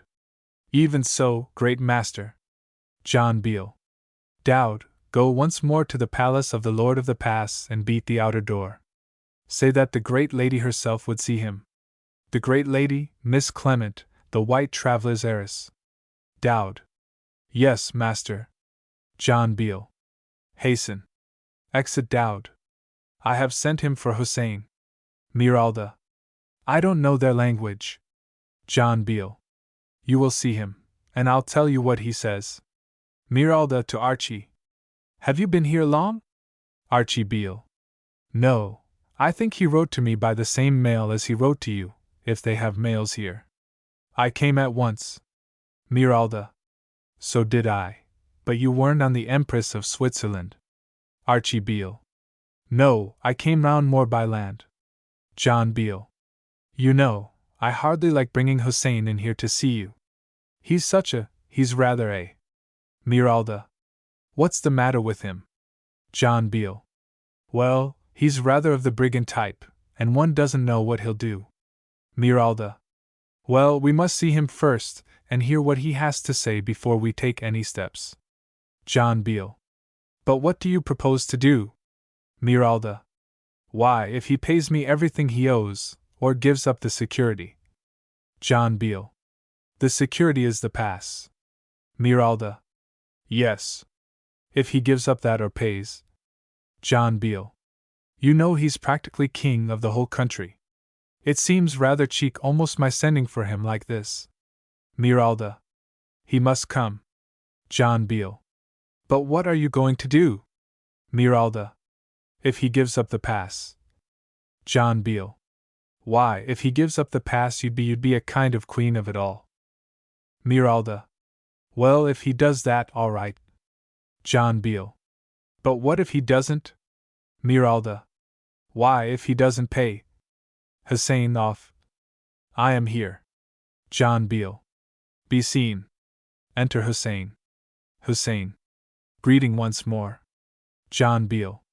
Again greeting. The great lady, Miss Clement, is here. Hussein and Miralda look at each other. You will pay to Miss Clement, and not to your god of bronze. On the word of an Englishman, your god of bronze shall not have one gold piece that belongs to the great lady. Hussein, looking contemptuous. On the word of the Lord of the Pass, I only pay to Hinard. He stands smiling while Miralda regards him. Exit. Archie Beale. Well? John Beale. He won't pay. Archie Beale. What are we to do now? John Beale, to Miralda. I'm afraid he's rather an ugly customer to introduce you to like that. I'm sorry he came now. Miralda. Oh, I like him. I think he looks splendid. Archie Beale. Well, what are we to do? John Beale. Yes. Archie Beale. What do you say, Miss Clement? John Beale. Yes, what do you feel we ought to do? Miralda. Well, perhaps I ought to leave all that to you. Archie Beale. Oh, no. John Beale. No, it's your money. What do you think we really ought to do? Miralda. Well, of course, I think you ought to kill Hussein. John Beale and Archie Beale look at each other a little startled. John Beale. But wouldn't that be murder? Miralda. Oh, yes, according to the English law. John Beale. I see, you mean we're not, but we are English. Miralda. I mean it wouldn't be murder, by your law, unless you made it so. John Beale. By my law? Miralda. Yes, if you can interfere with their religion like this, and none of them say a word, why, you can make any laws you like. John Beale. But Hussein is king here. He is lord of the pass, and that's everything here. I'm nobody. Miralda. Oh, if you like to be nobody, of course that's different. Archie Beale. I think she means that if Hussein weren't there, there'd be only you. Of course, I don't know. I've only just come. John Beale. But we can't kill Hussein. Miralda begins to cry. Oh Lord! Good heavens! Please, Miss Clement. I'm awfully sorry if I've said anything you didn't like. I wouldn't do that for worlds. I'm awfully sorry. It's a beastly country, I know. I'm really sorry you came. I feel it's all my fault. I'm really awfully sorry. Miralda. Never mind. Never mind. I was so helpless, and I asked you to help me. I never ought to have done it. I oughtn't to have spoken to you at all in that train without being introduced, but I was so helpless. And now I haven't a penny in the world, and oh, I don't know what to do. Archie Beale. We'll do anything for you, Miss Clement. John Beale. Anything in the wide world. Please, please don't cry. We'll do anything. Miralda. I only wanted to kill Hussein. But never mind, it doesn't matter now. John Beale. We'll do it, Miss Clement, won't we, Archie? Only don't cry. We'll do it. I suppose he deserves it, doesn't he? Archie Beale. Yes, I suppose he does. John Beale. Well, all right, Miss Clement, that's settled. My brother and I will talk it over. Miralda, still sniping. And don't hang him or anything, he looks so fine. I wouldn't like him treated like that. He has such a grand beard. He ought to die fighting. John Beale. We'll see what we can do, Miss Clement. Miralda. It is sweet of you. It's really sweet. It's sweet of both of you. I don't know what I'd have done without you. I seemed to know it that day the moment I saw you. John Beale. Oh, it's nothing, Miss Clement, nothing at all. Archie Beale. That's all right. Miralda. Well, now I'll have to look for an hotel. John Beale. Yes, that's the trouble, that really is the trouble. That's what I've been thinking of. Miralda. Why isn't there? John Beale. No, I'm afraid there isn't. What are we to do, Archie? Archie Beale. I can't think. Perhaps Miss Clement would have a scheme. Miralda to John Beale. I rely on you, Mr. Beale. John Beale. Aye, but what can I? You see, you're all alone. If you'd anyone with you, you could have. Miralda. I did think of bringing a rather nice aunt. But on the whole I thought it better not to tell anyone. John Beale. Not to tell. Miralda. No, on the whole I didn't. John Beale. I say, Archie, what are we to do? Archie Beale. Here's Dowd. Enter Dowd. John Beale. The one man I trust in Alshaldemere. Dowd. I have brought 2 watchers of the doorstep to guard the noble lady. John Beale. He says he's brought 2 watchers of the doorstep to look after Miss Clement. Archie Beale. 2 chaperones. Splendid. She can go anywhere now. John Beale. Well, really, that is better. Yes, that will be all right. We can find a room for you now. The trouble was your being alone. I hope you'll like them. To Dowd. Tell them to enter here. Dowd, beckoning in the doorway. Ho! Enter. John Beale. That's all right, Archie, isn't it? Archie Beale. Yes, that's all right. A chaperone's a chaperone, black or white. John Beale. You won't mind their being black, will you, Miss Clement? Miralda. No, I shan't mind. They can't be worse than white ones. Enter Basilal and Thuthababa, 2 enormous Nubians, bearing peacock fans and wearing scimitars. All stare at them. They begin to fan slightly. Dowd. The watchers of the doorstep. John Beale. Idiot, Dowd. Fools. Dolts. Men may not guard a lady's door. Basilal and Thuthababa smile ingratiatingly. We are not men. Basilal, bowing. Curtain. 6½ years elapse. The Song of the Iris Marshes. Act 3. Scene 1. 6½ years later. Alshaldemere. A room in the palace. Miralda reclines on a heap of cushions, John beside her. Basilal and Thuthababa fan them. Omar, declaiming to a zither. Miralda. Go now, Omar. Omar. O lady, I depart. Exit. Miralda, languidly. John. I wish you'd marry me. John. Miralda, you're thinking of those old customs again that we left behind us 7 years ago. What's the good of it? Miralda.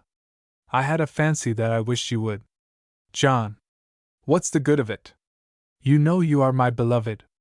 There are none of those clergymen within hundreds of miles. What's the good of it? Miralda. We could find one, John. John. Oh, yes, I suppose we could, but. Miralda. Why won't you? John. I told you why. Miralda. Oh, yes, that instinct that you must not marry. That's not your reason, John. John. Yes, it is. Miralda. It's a silly reason. It's a crazy reason. It's no reason at all. There's some other reason. John. No, there isn't. But I feel that in my bones. I don't know why. You know that I love none else but you. Besides, we're never going back, and it doesn't matter. This isn't Blackheath. Miralda. So I must live as your slave. John. No, Miralda. My dear, you are not my slave. Did not the singer compare our love to the desire of the nightingale for the evening star? All know that you are my queen. Miralda. They do not know at home. John. Home? Home? How could they know? What have we in common with home? Rows and rows of little houses, and if they hear a nightingale there they write to the papers. And if they saw this they'd think they were drunk. Miralda, don't be absurd. What has set you thinking of home? Miralda. I want to be crowned queen. John. But I am not a king. I am only Sharif. Miralda. You are all powerful here, John, you can do what you please if you wish to. You don't love me at all. John. Miralda, you know I love you. Didn't I kill Hussein for you? Miralda. Yes, but you don't love me now. John. And Hussein's people killed Archie. That was for you too. I brought my brother out here to help you. He was engaged to be married too. Miralda. But you don't love me now. John. Yes, I do. I love you as the dawn loves the iris marshes. You know the song they sing. Footnote, poem just before Act 3. Miralda. Then why won't you marry me? John. I told you. I had a dream about the future. I forgot the dream, but I know I was not to marry. I will not wrong the future. Miralda. Don't be crazy. John. I will have what fancies I please, crazy or sane. Am I not Sharif of Chaldemir? Who dare stop me if I would be mad as Herod? Miralda. I will be crowned queen. John. It is not my wish. Miralda. I will. John. Drive me not to anger. If I have you cast into a well and take 20 of the fairest daughters of Al Chaldemir in your place, who can gainsay me? Miralda. I will be crowned queen. John. Oh, do not be tiresome. Miralda. Was it not my money that brought you here? Was it not I who said kill Hussein? What power could you have had Hussein lived? What would you have been doing now, but for me? John. I don't know, Miralda. Miralda. Catching some silly train to the city. Working for some dull firm. Living in some small suburban house. It is I that brought you from all that, and you won't make me a queen. John. Is it not enough that you are my beloved? You know there is none other but you. Is it not enough, Miralda? Miralda. It is not enough. I will be queen. John. Cha. Miralda, I know you are a wonderful woman, the most wonderful in the East. How you ever came to be in the West I don't know, and a train of all places. But Miralda, you must not have petty whims, they don't become you. Miralda. Is it a petty whim to wish to be a queen? John. Yes, when it is only the name you want. You are a queen. You have all you wish for. Are you not my beloved? And have I not power here over all men? Could I not close the pass? Miralda. I want to be queen. John. I will leave you. I have more to do than to sit and hear your whims. When I come back you will have some other whim. Miralda, you have too many whims. He rises. Miralda. Will you be back soon? John. No. Miralda. When will you come back, John? She is reclining, looking fair, fanning slightly. John. In half an hour. Miralda. In half an hour? John. Yes. Exit. Miralda. Half an hour. Her fan is laid down. She clutches it with sudden resolve. She goes to the wall, fanning herself slowly. She leans against it. She fans herself now with obvious deliberation. 3 times the great fan goes pat against the window, and then again separately 3 times, and then she puts it against the window once with a smile of ecstasy. She has signaled. She returns to the cushions and reclines with beautiful care, fanning herself softly. Enter the vizier, Hafiz el-Alqalan. Hafiz. Lady. You bade me come. Miralda. Did I, Hafiz? Hafiz. Lady, your fan? Miralda. Ah, I was fanning myself. Hafiz. 7 times, lady? Miralda. Ah, was it? Well, now you're here. Hafiz. Lady, O star of these times! O light over lonely marshes! He kneels by her and embraces her. Is the Sherif gone, lady? Miralda. For half an hour, Hafiz. Hafiz. How know you for half an hour? Miralda. He said so. Hafiz. He said so?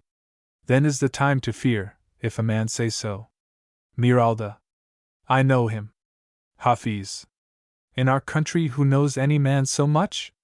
None. Miralda. He'll be away for half an hour. Hafiz, embracing. Oh, exquisite lily of unattainable mountains. Miralda. Ah, Hafiz, would you do a little thing for me? Hafiz. I would do all things, lady, O evening star.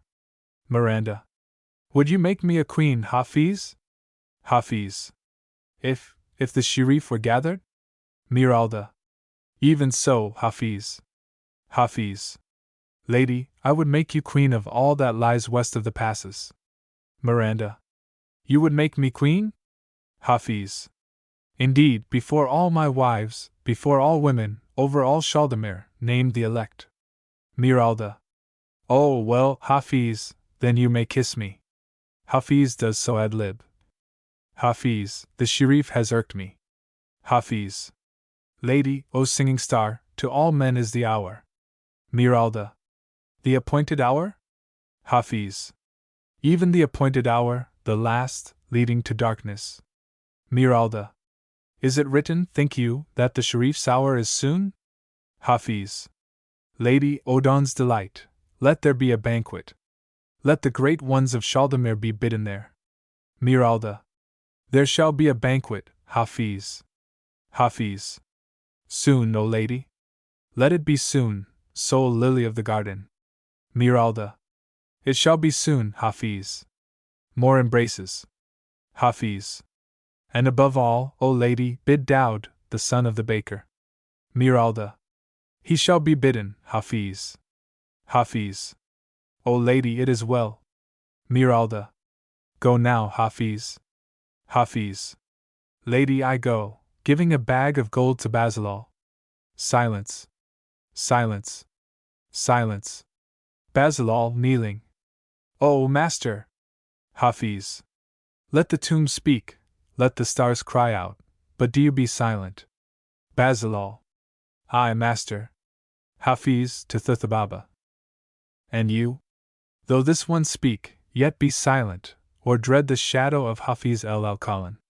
He drops a bag of gold. Thuthababa goes down and grabs at the gold. His eyes gloat over it. Thuthababa. Master, I speak not. OHH. Exit Hafiz. Miralda arranges herself on the cushions. She looks idly at each Nubian. The Nubians put each a finger over his lips and go on fanning with one hand. Miralda. A queen. I shall look sweet as a queen. Enter John. She rises to greet him caressingly. Enter Daud. Oh, you have brought Daud with you. John. Why not? Miralda. You know that I don't like Daud. John. I wish to speak with him. Miralda looks straight at John and moves away in silence. Exit L. John. Daud. Daud. Great master. John. Daud, one day in spring, in the cemetery of those called blessed, beyond the city's gates, you swore to me by the graves of both your parents. Daud. Great master, even so I swore. John. To be true to me always. Daud. There is no Sherif but my master. John. Daud, you have kept your word. Daud. I have sought to, master. John. You have helped me often, Daud, warned me and helped me often. Through you I knew those currents that run through the deeps of the market, in silence, and all men feel them, but a ruler never. You told me of them, and when I knew, then I could look after myself, Daud. They could do nothing against me then. Well, now I hold this people. I hold them at last, Daud, and now, well, I can rest a little. Daud.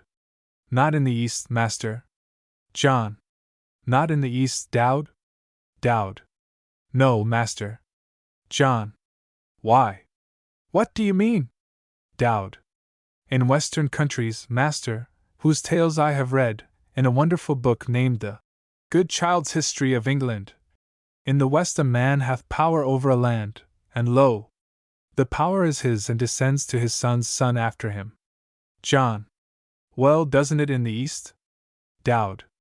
Not if he does not watch, master, in the night and the day, and in the twilight between the day and the night, and in the dawn between the night and the day. John. I thought you had pretty long dynasties in these parts, and pretty lazy ones. Dowd.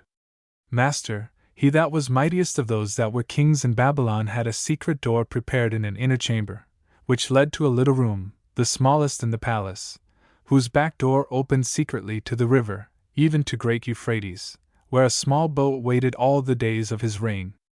John. Did he really now? Well, he was taking no chances. Did he have to use it? Dowd. No, master. Such boats are never used. Those that watch like that do not need to seek them, and the others, they would never be able to reach the river in time, even though the boat were there. John. I shouldn't like to have to live like that. Why, a river runs by the back of this palace. I suppose palaces usually are on rivers. I'm glad I don't have to keep a boat there. Dowd. No, master. John. Well, what is it you are worrying about? Who is it you are afraid of? Dowd. Hafiz al-Alqalan. John. Oh, Hafiz. I have no fears of Hafiz. Lately I ordered my spies to watch him no longer. Why does he hate me? Dowd. Because, most excellent master, you slew Hussein. John. Slew Hussein? What is that to do with him? May I not slay whom I please? Dowd. Even so, master. Even so. But he was Hussein's enemy. John.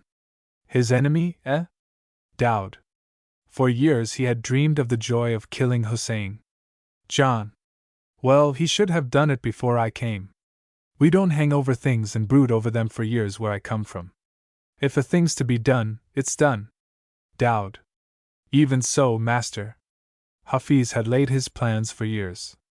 He would have killed him and got his substance, and then, when the hour drew near, you came, and Hussein died, swiftly, not as Hafiz would have had him die. And lo! Thou art the lord of the pass, and Hafiz is no more than a beetle that runs about in the dirt. John. Well, so you fear Hafiz? Dowd. Not for himself, master. Nay, I fear not Hafiz. But, master, hast thou seen when the thunder is coming, but no rumble is heard and the sky is scarce yet black, how little winds run in the grass and sigh and die, and the flower beckons a moment with its head, all the world full of whispers, master, all saying nothing, then the lightning, master, and the anger of God, and men say it came without warning?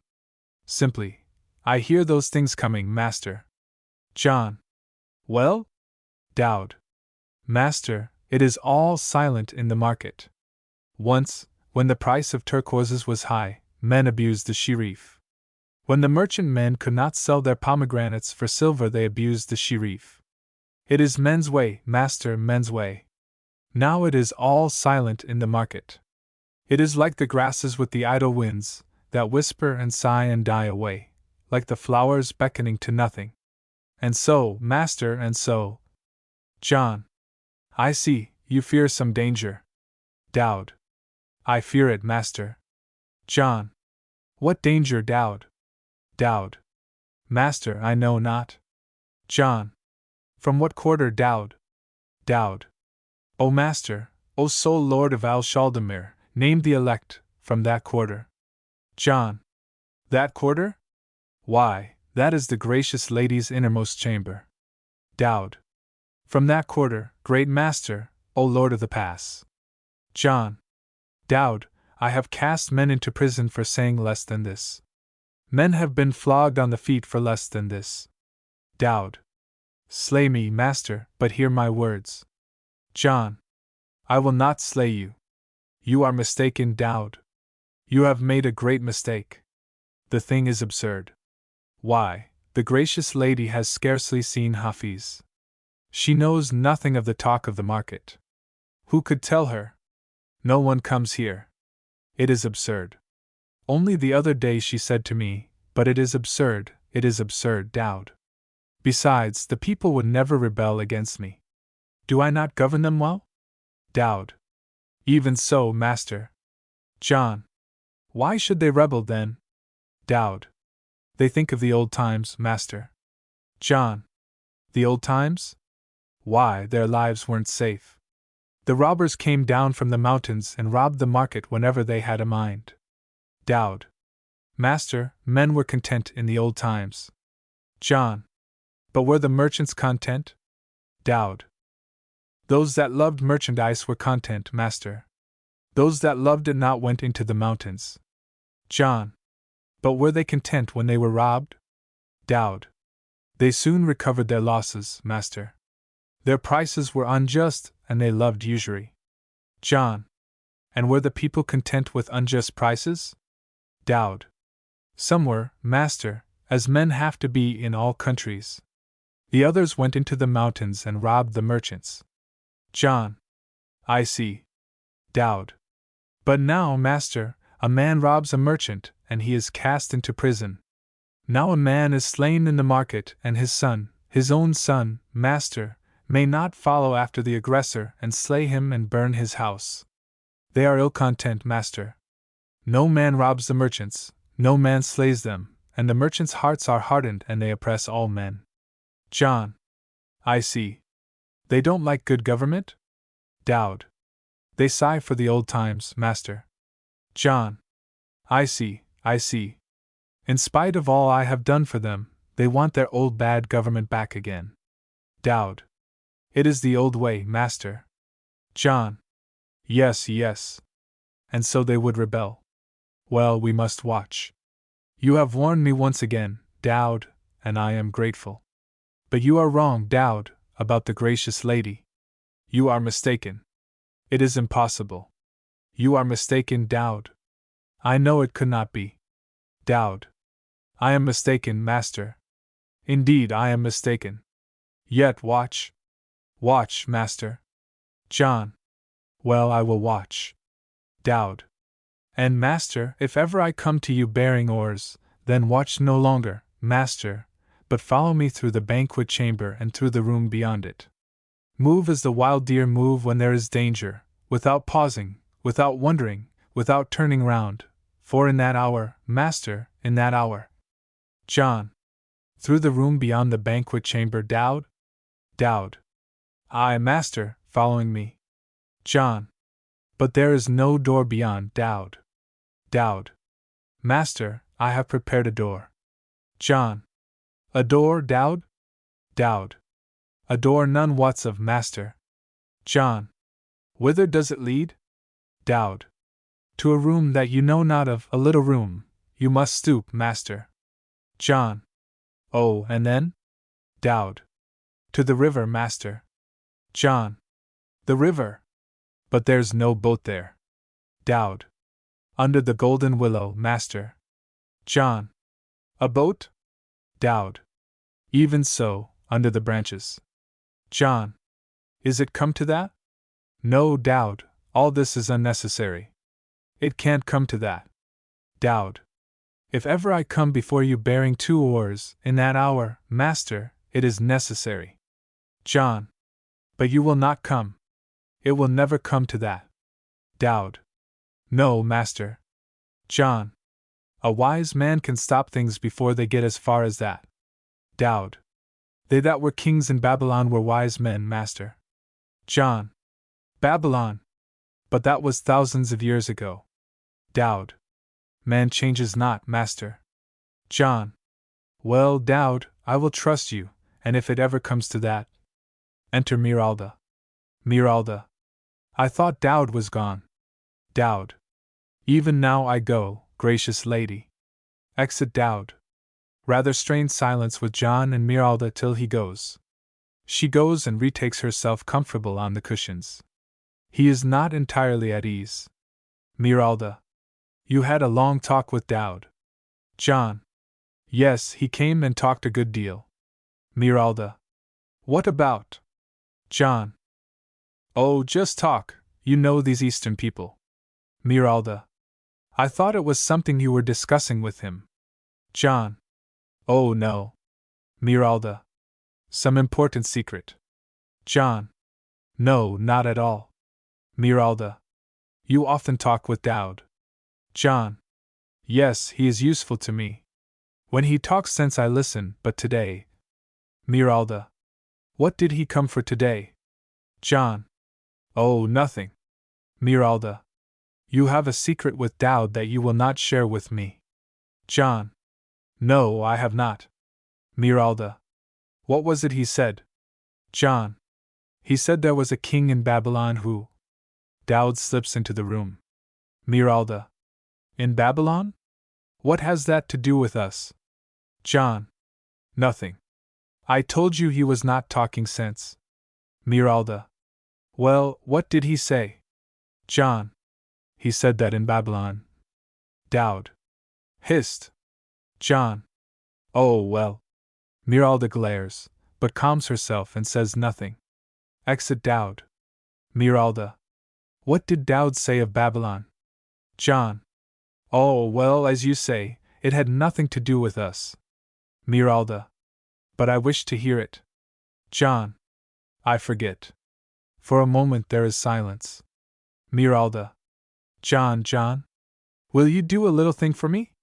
John. What is it? Miralda.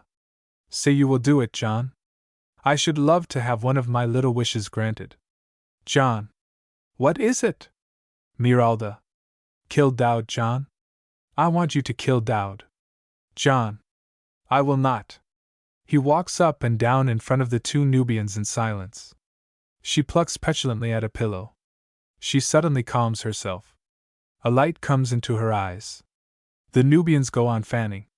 John goes on pacing. Miralda. John, I have forgotten my foolish fancies. John. I am glad of it. Miralda.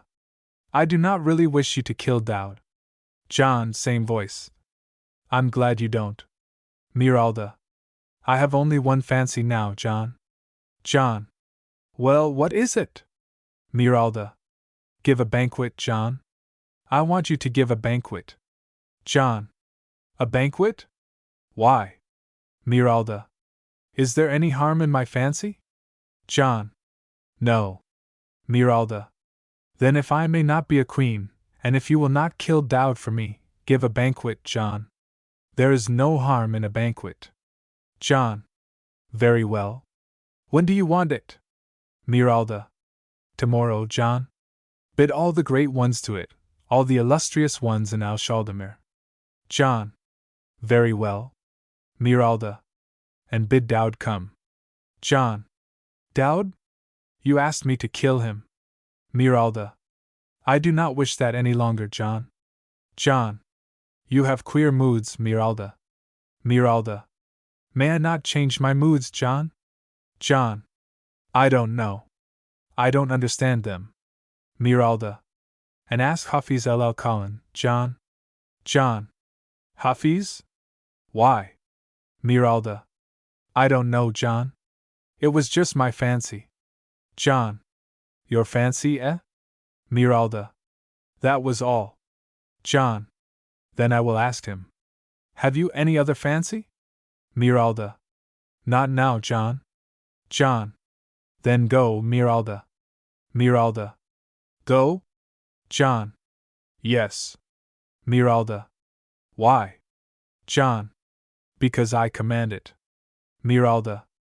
Because you command it? John. Yes, I, the Sheriff al-Shaldamir. Miralda. Very well. Exit L. He walks to the door to see that she is really gone. He comes back to center and stands with back to audience, pulling a cord quietly from his pocket and arranging it. He moves half left and comes up behind Basilal. Suddenly he slips the cord over Basilal's head and tightens it round his neck. Basilal flops on his knees. Thuthababa goes on fanning. John. Speak. Basilal is silent. John tightens it more. Thuthababa goes on quietly fanning. Basilal. I cannot. John. If you would speak, raise your left hand. If you raise your left hand and do not speak, you shall die. Basilal is silent. John tightens more. Basilal raises his great flabby left hand high. John releases the cord. Basilal blinks and moves his mouth. Basilal. Gracious Sharif, one visited the great lady and gave us gold, saying, Speak not. John. When? Basilal. Great master, 1 hour since. John, a little viciously. Who? Basilal.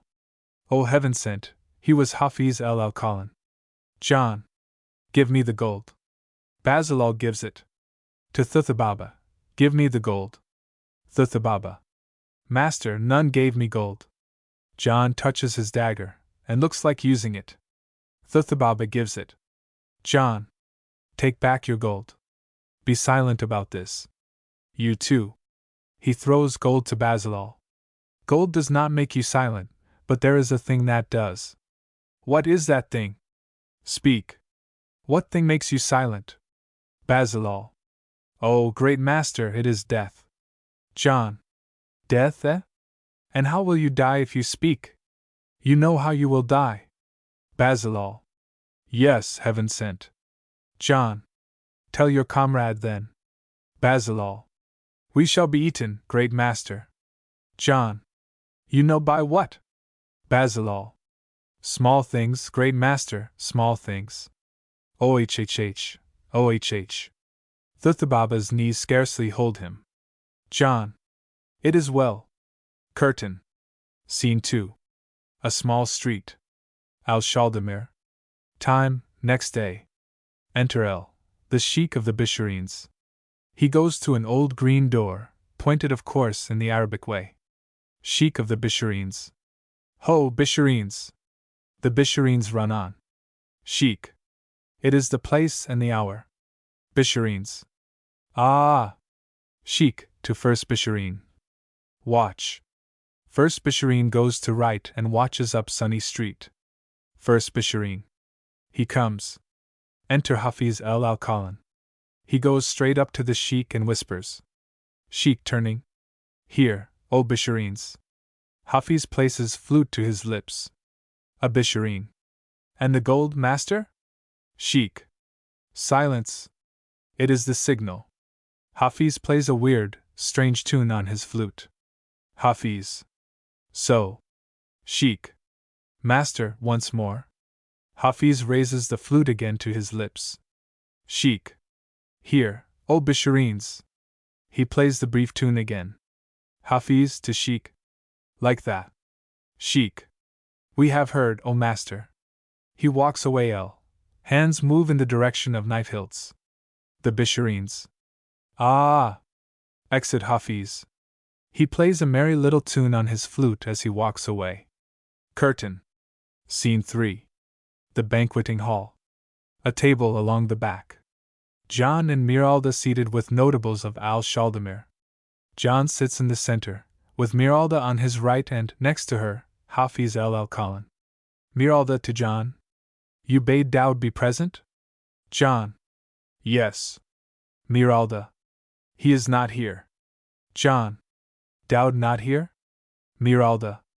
No. John. Why? Miralda. We all obey you, but not Daoud. John. I do not understand it. A notable. The Sharif has frowned. Enter R, an officer at arms. He halts at once and salutes with his sword, then takes a side pace to his left, standing against the wall, sword at the carry. John acknowledges salute by touching his forehead with the inner tips of his fingers. Officer at arms. Soldiers of Al-Shaldamir, with the dance step, march. Enter R, some men in single file, uniform, pale green silks, swords at carry. They advance in single file, in a slightly serpentine way, deviating to their left a little out of the straight and returning to it, stepping neatly on the tips of their toes. Their march is fantastic and odd without being exactly funny. The officer at arms falls in on their left flank and marches about level with the third or fourth man. When he reaches the center, he gives another word of command. Officer at arms. With reverence, salute. The actor who takes this part should have been an officer or an C.O.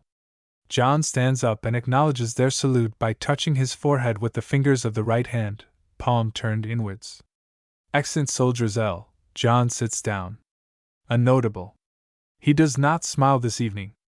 A woman. The Sheriff? Notable. He has not smiled.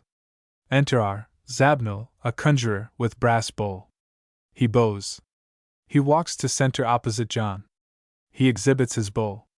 Zabnel. Behold. The bowl is empty. Zabnel produces a snake. Zabnel. Ah, little servant of death. He produces flowers. Flowers, master, flowers. All the way from nowhere. He produces birds. Birds, master. Birds from nowhere. Sing, sing to the Sheriff.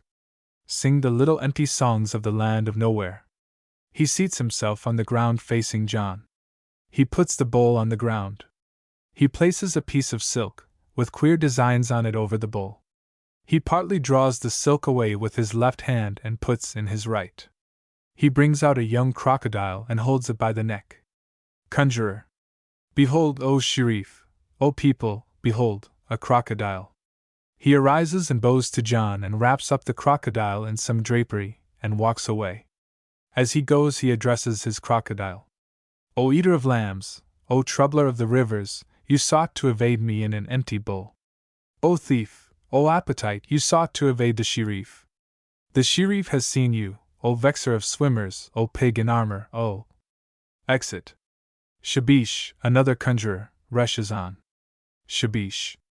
Bad man, master, he very, very bad man. He pushes Zabnel away roughly, impetus of which carries Zabnel to the wings. Very, very bad man, master. Miralda, reprovingly. Zabnel has amused us. Shabish. He very, very bad man, lily lady. He get crocodile from devil. From devil Pollyanna, lily lady. Very, very bad. Miralda. He may call on devils if he amuse us, Shabish. Shabish. But Pollyanna, my devil. He call on my devil, lily lady. Very, very, very bad. My devil Pollyanna. Miralda. Call on him yourself, Shabish. Amuse us. Shabish. Shall one devil serve two masters? Miralda. Why not? Shabish, beginning to wave priestly conjurer's hands. Very bad man, go away. Go away, bad man, go away, bad man. Pollyanna not want bad man, Pollyanna only work for good man. He mighty fine devil. Pollyanna, Pollyanna. Big, black, fine, furry devil. Pollyanna, Pollyanna, Pollyanna. Oh fine, fat devil with big angry tail. Pollyanna, Pollyanna, Pollyanna. Send me up fine young pig for the Sheriff. Pollyanna, Pollyanna. Lil yellow pig with curly tail. Small pig appears. Oh Pollyanna, great Pollyanna. Fine black fur and gray fur underneath. Fine ferocious devil, you my devil, Pollyanna. Oh Pollyanna, Pollyanna, Pollyanna. Send me a big beast what chew bad man's crocodile. Big beast with big teeth, eat him like a worm. He has spread large silk handkerchief on floor and is edging back from it in alarm. Long nails in him toes, big like lion, Pollyanna. Send great smelly big beast, eat up bad man's crocodile. At first stir of handkerchief Shabish leaps in alarm. He come, he come. I see his teeth and horns. Enter small live rabbit from trapdoor under handkerchief. Oh Pollyanna, you big devil have your little joke. You laugh at poor conjuring man. You send him lil rabbit to eat big crocodile. Bad Pollyanna. Bad Pollyanna. Wax ground with stick. You plenty bad devil, Pollyanna. Whacking it again. Handkerchief has been thrown on ground again. Handkerchief stirs slightly. No, no, Pollyanna. You not bad devil. You not bad devil. You plenty good devil, Pollyanna. No, no, no. Per conjuring man quite happy on muddy earth. No, Pollyanna, no. Oh no, no devil. Oh no, no. Hell plenty nice place for devil. Master. He not my devil. He other man's devil. John. What's this noise? What's it about? What's the matter? Shabish, in utmost terror. He coming, master. Coming. Zabnul. Pollyanna, Pollyanna, Pollyanna. Stay down, Pollyanna. Stay down in nice warm hell, Pollyanna. The Sheriff want no devil today. Zabnul before speaking returns to center and pats air over ground where handkerchief lies. Then Shabish and Zabnul come together side by side and bow and smile together toward the Sheriff. Gold is thrown to them, which Zabnul gathers and hands to Shabish, who gives a share back to Zabnul. A notable. The Sheriff is silent. Enter 3 women are, in single file, dancing, and carrying baskets full of pink rose leaves. They dance across, throwing down rose leaves, leaving a path of them behind them. Accent L. A notable. Still he is silent. Miralda. Why do you not speak? John. I do not wish to speak. Miralda. Why? Enter Omar with his zither. Omar singing. Miralda. Why do you not wish to speak? John. You desire me to speak? Miralda. No, they all wonder why you do not speak, that is all. John. I will speak. They shall hear me. Miralda. Oh, there is no need to. John. There is a need. He rises. People of Chaldemir, behold, I know your plottings. I know the murmurings that you murmur against me. When I sleep in my inner chamber, my ear is in the market. While I sit at meat, I hear men whisper far hence, and know their innermost thoughts. Hope not to overcome me by your plans, nor by any manner of craftiness. My gods are gods of brass, none have escaped them. They cannot be overthrown. Of all men they favor my people.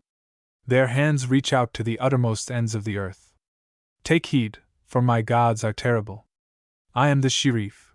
If any dare withstand me, I will call on my gods, and they shall crush him utterly. They shall grind him into the earth and trample him under, as though he had not been. The uttermost parts have feared the gods of the English. They reach out, they destroy, there is no escape from them. Be warned, for I do not permit any to stand against me. The laws that I have given you, you shall keep, there shall be no other laws. Whoso murmurs shall know my wrath and the wrath of my gods. Take heed, I speak not twice. I spoke once to Hussein. Hussein heard not, and Hussein is dead, his ears are closed forever. Hear, O people. Hafiz. O Sheriff, we murmur not against you. John. I know thoughts and hear whispers. I need not instruction, Hafiz. Hafiz. You exalt yourself over us as none did aforetime. John. Yes. And I will exalt myself.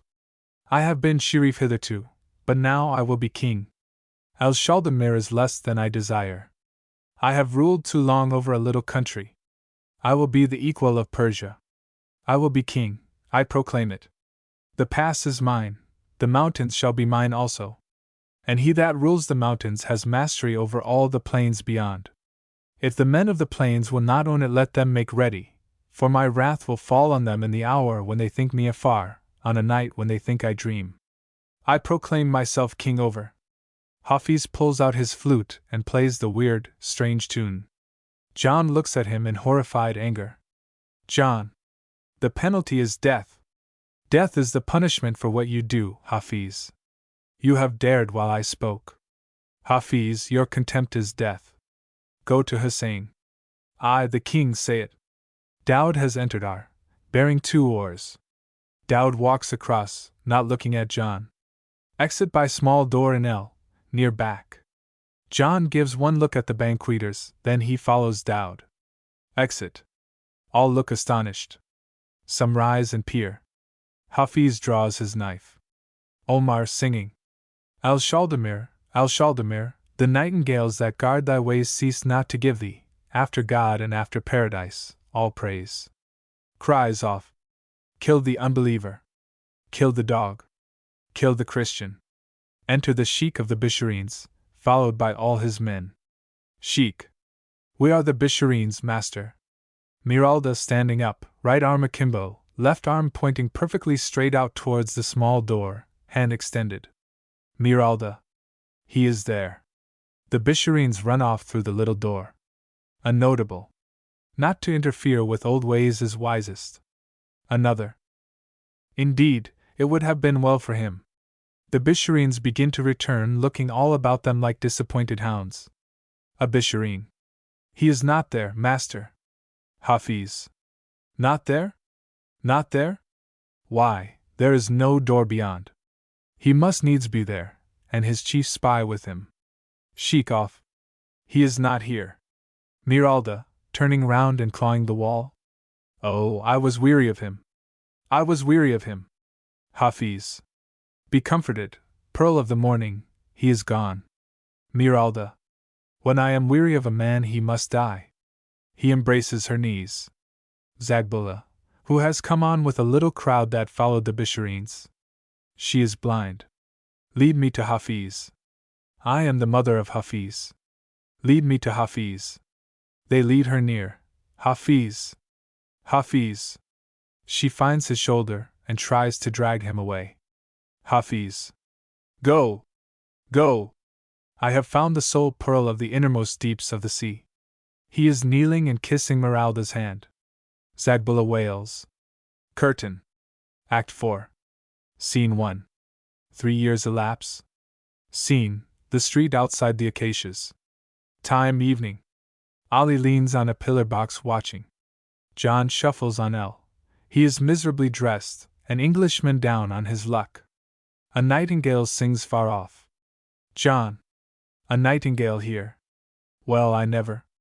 Al-Shaldamir, the nightingales that guard thy ways cease not to give thee, after God and after paradise, all praise. The infernal place. I wish I had never seen it. Wonder what set me thinking of that. The nightingale sings another bar. John turns to his left and walks down the little path that leads to the door of the acacias. I mustn't come here. Mustn't come to a fine house like this. Mustn't. Mustn't. He draws near it reluctantly. He puts his hand to the bell and withdraws it. Then he rings and snatches his hand away. He prepares to run away. Finally he rings it repeatedly, feverishly, violently. Enter Liza, opening the door. Liza. Allo, oh's this? John. I oughtn't to have rung, miss, I know. I oughtn't to have rung your bell, but I've seen better days, and wondered if, I wondered. Liza. I oughtn't to have opened the door, that's what I oughtn't. Now I look at you, I oughtn't to have opened it. What does you want? John. Oh, don't turn me away now, miss. I must come here. I must. Liza. Must? Why? John. I don't know. Liza. What do you want? John. Who lives here? Liza. Mr. and Mrs. Cater, firm of Briggs, Cater, and Johnstone. What do you want? John. Could I see Mr. Cater? Liza. He's out. Dining at the mansion house. John. Oh. Liza. He is. John. Could I see Mrs. Cater? Liza. See Mrs. Cater? No, of course you couldn't. She prepares to shut the door. John. Miss. Miss. Don't go, miss.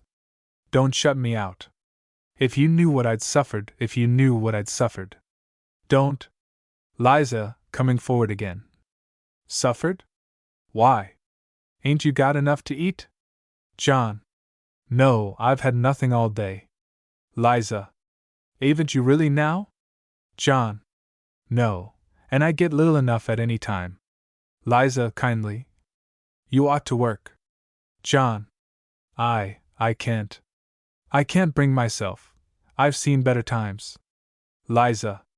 Still, you could work. John. I can't grub for halfpennies when I've. Liza. When you've what? John. Lost millions. Liza. Millions? John. I've lost everything. Liza. How did you lose it? John. Through being blind. But never mind, never mind. It's all gone now, and I'm hungry. Liza. How long have you been down on your luck? John. It's 3 years now. Liza. Couldn't get a regular job, like? John. Well, I suppose I might have. I suppose it's my fault, miss. But the heart was out of me. Liza. Dear me, now. John. Miss. Liza. Yes? John. You've a kind face. Liza. Have I? John. Yes. Would you do me a kind turn? Liza. Well, I dunno. I might, as you're so down on your luck. I don't like to see a man like you are, I must say. John. Would you let me come into the big house and speak to the missus a moment? Liza. She'd row me awful if I did. This house is very respectable. John. I feel if you would, I feel my luck might change. Liza. But I don't know what she'd say if I did. John. Miss, I must. Liza. I don't know what she'd say. John. I must come in, miss, I must. Liza. I don't know what she'll say. John. I must. I can't help myself. Liza. I don't know what she'll. John is in, door shuts. Ollie throws his head up and laughs, but quite silently. Curtain. Scene 2. The drawing room at the Acacias. A moment later. The scene is the same as in Act I, except that the sofa which was red is now green, and the photograph of Aunt Martha is replaced by that of a frowning old colonel. The ages of the 4 children in the photographs are the same, but their sexes have changed. Mary reading. Enter Liza. Liza. There's a gentleman to see you, Mum, which is, properly speaking, not a gentleman at all, but he would come in, Mum. Mary. Not a gentleman. Good gracious, Liza, whatever do you mean? Liza. You would come in, Mum. Mary. But what does he want? Liza over shoulder. What does he want? John entering. I am a beggar. Mary. Oh, really? You've no right to be coming into houses like this, you know. John. I know that, madam, I know that. Yet somehow I couldn't help myself. I've been begging for nearly 3 years now, and I've never done this before, yet somehow tonight I felt impelled to come to this house. I beg your pardon humbly. Hunger drove me to it. Mary. Hunger? John. I'm very hungry, madam. Mary. Unfortunately, Mr. Cater has not yet returned, or perhaps he might. John. If you could give me a little to eat yourself, madam, a bit of stale bread, a crust, something that Mr. Cater would not want. Mary. It's very unusual, coming into a house like this and at such an hour. It's past 11 o'clock, and Mr. Cater not yet returned. Are you really hungry? John. I'm very, very hungry. Mary. Well, it's very unusual, but perhaps I might get you a little something. She picks up an empty plate from the supper table. John. Madam, I do not know how to thank you. Mary. Oh, don't mention it. John. I have not met such kindness for 3 years. I'm starving. I've known better times. Mary kindly. I'll get you something. You've known better times, you say? John. I had been intended for work in the city. And then I traveled, and I got very much taken with foreign countries, and I thought, but it all went to pieces. I lost everything. Here I am, starving. Mary, as one might reply to the mayoress who had lost her gloves. Oh, I'm so sorry. John sighs deeply. Mary. I'll get a nice bit of something to eat. John. 1,000 thanks to you, madam. Exit Mary with the plate. Liza, who has been standing near the door all the time. Well, she's going to get you something. John. Heaven reward her. Liza. Hungry as all that? John. I'm on my beam ends. Liza. Cheer up. John. That's all very well to say, living in a fine house, as you are, dry and warm and well fed. But what have I to cheer up about? Liza. Isn't there anything you could pop? John. What? Liza. Nothing you can take to the pawn shop? I've tied it over times. I wanted a bit of cash that way sometimes. John. What could I pawn? Liza. Well, you've a watch chain. John. A bit of old leather. Liza. But what about the watch? John. I've no watch. Liza. Oh, funny having a watch chain then. John. Oh, that's only for this. It's a bit of crystal. Liza. Funny bit of a thing. What's it for? John. I don't know. Liza. Was it give to you? John. I don't know. I don't know how I got it. Liza. Don't know how you got it? John. No, I can't remember at all. But I've a feeling about it. I can't explain what I feel, but I don't part with it. Liza. Don't you?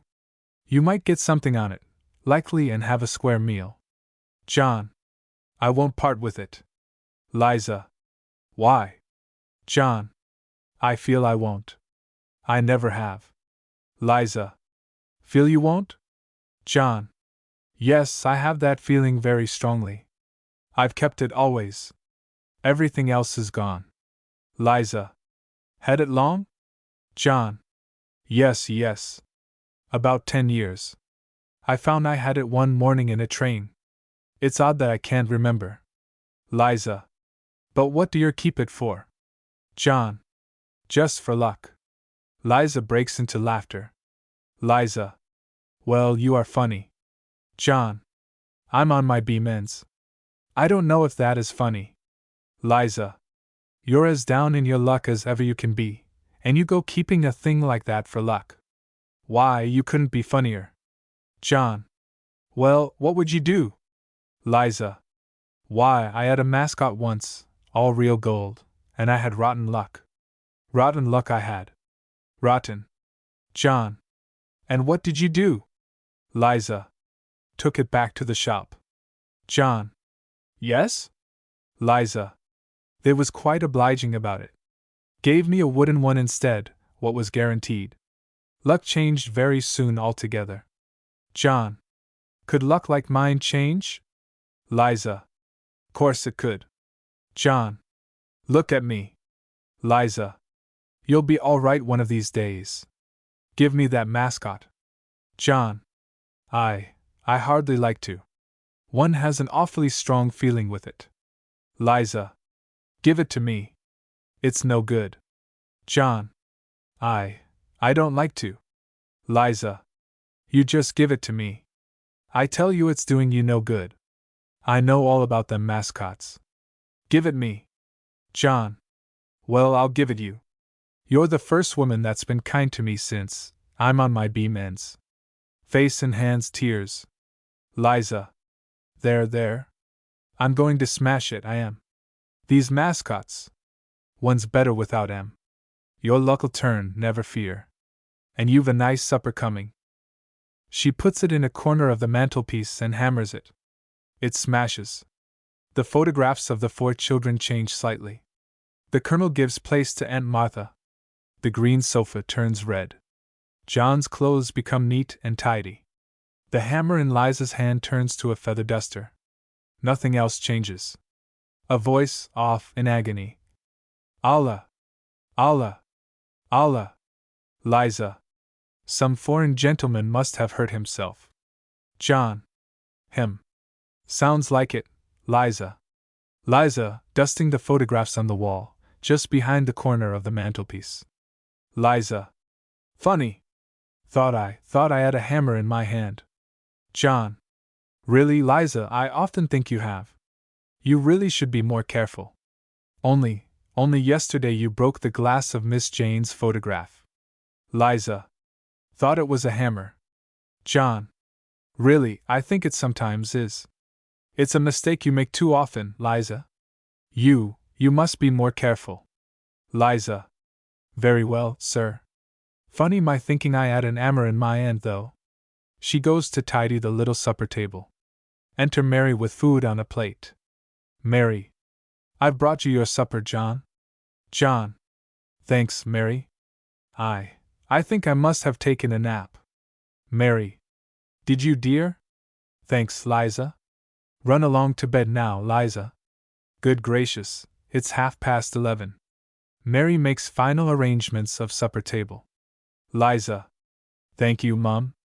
Exit. John. Mary. Mary. Yes, John? John. I thought I'd caught that train. Curtain.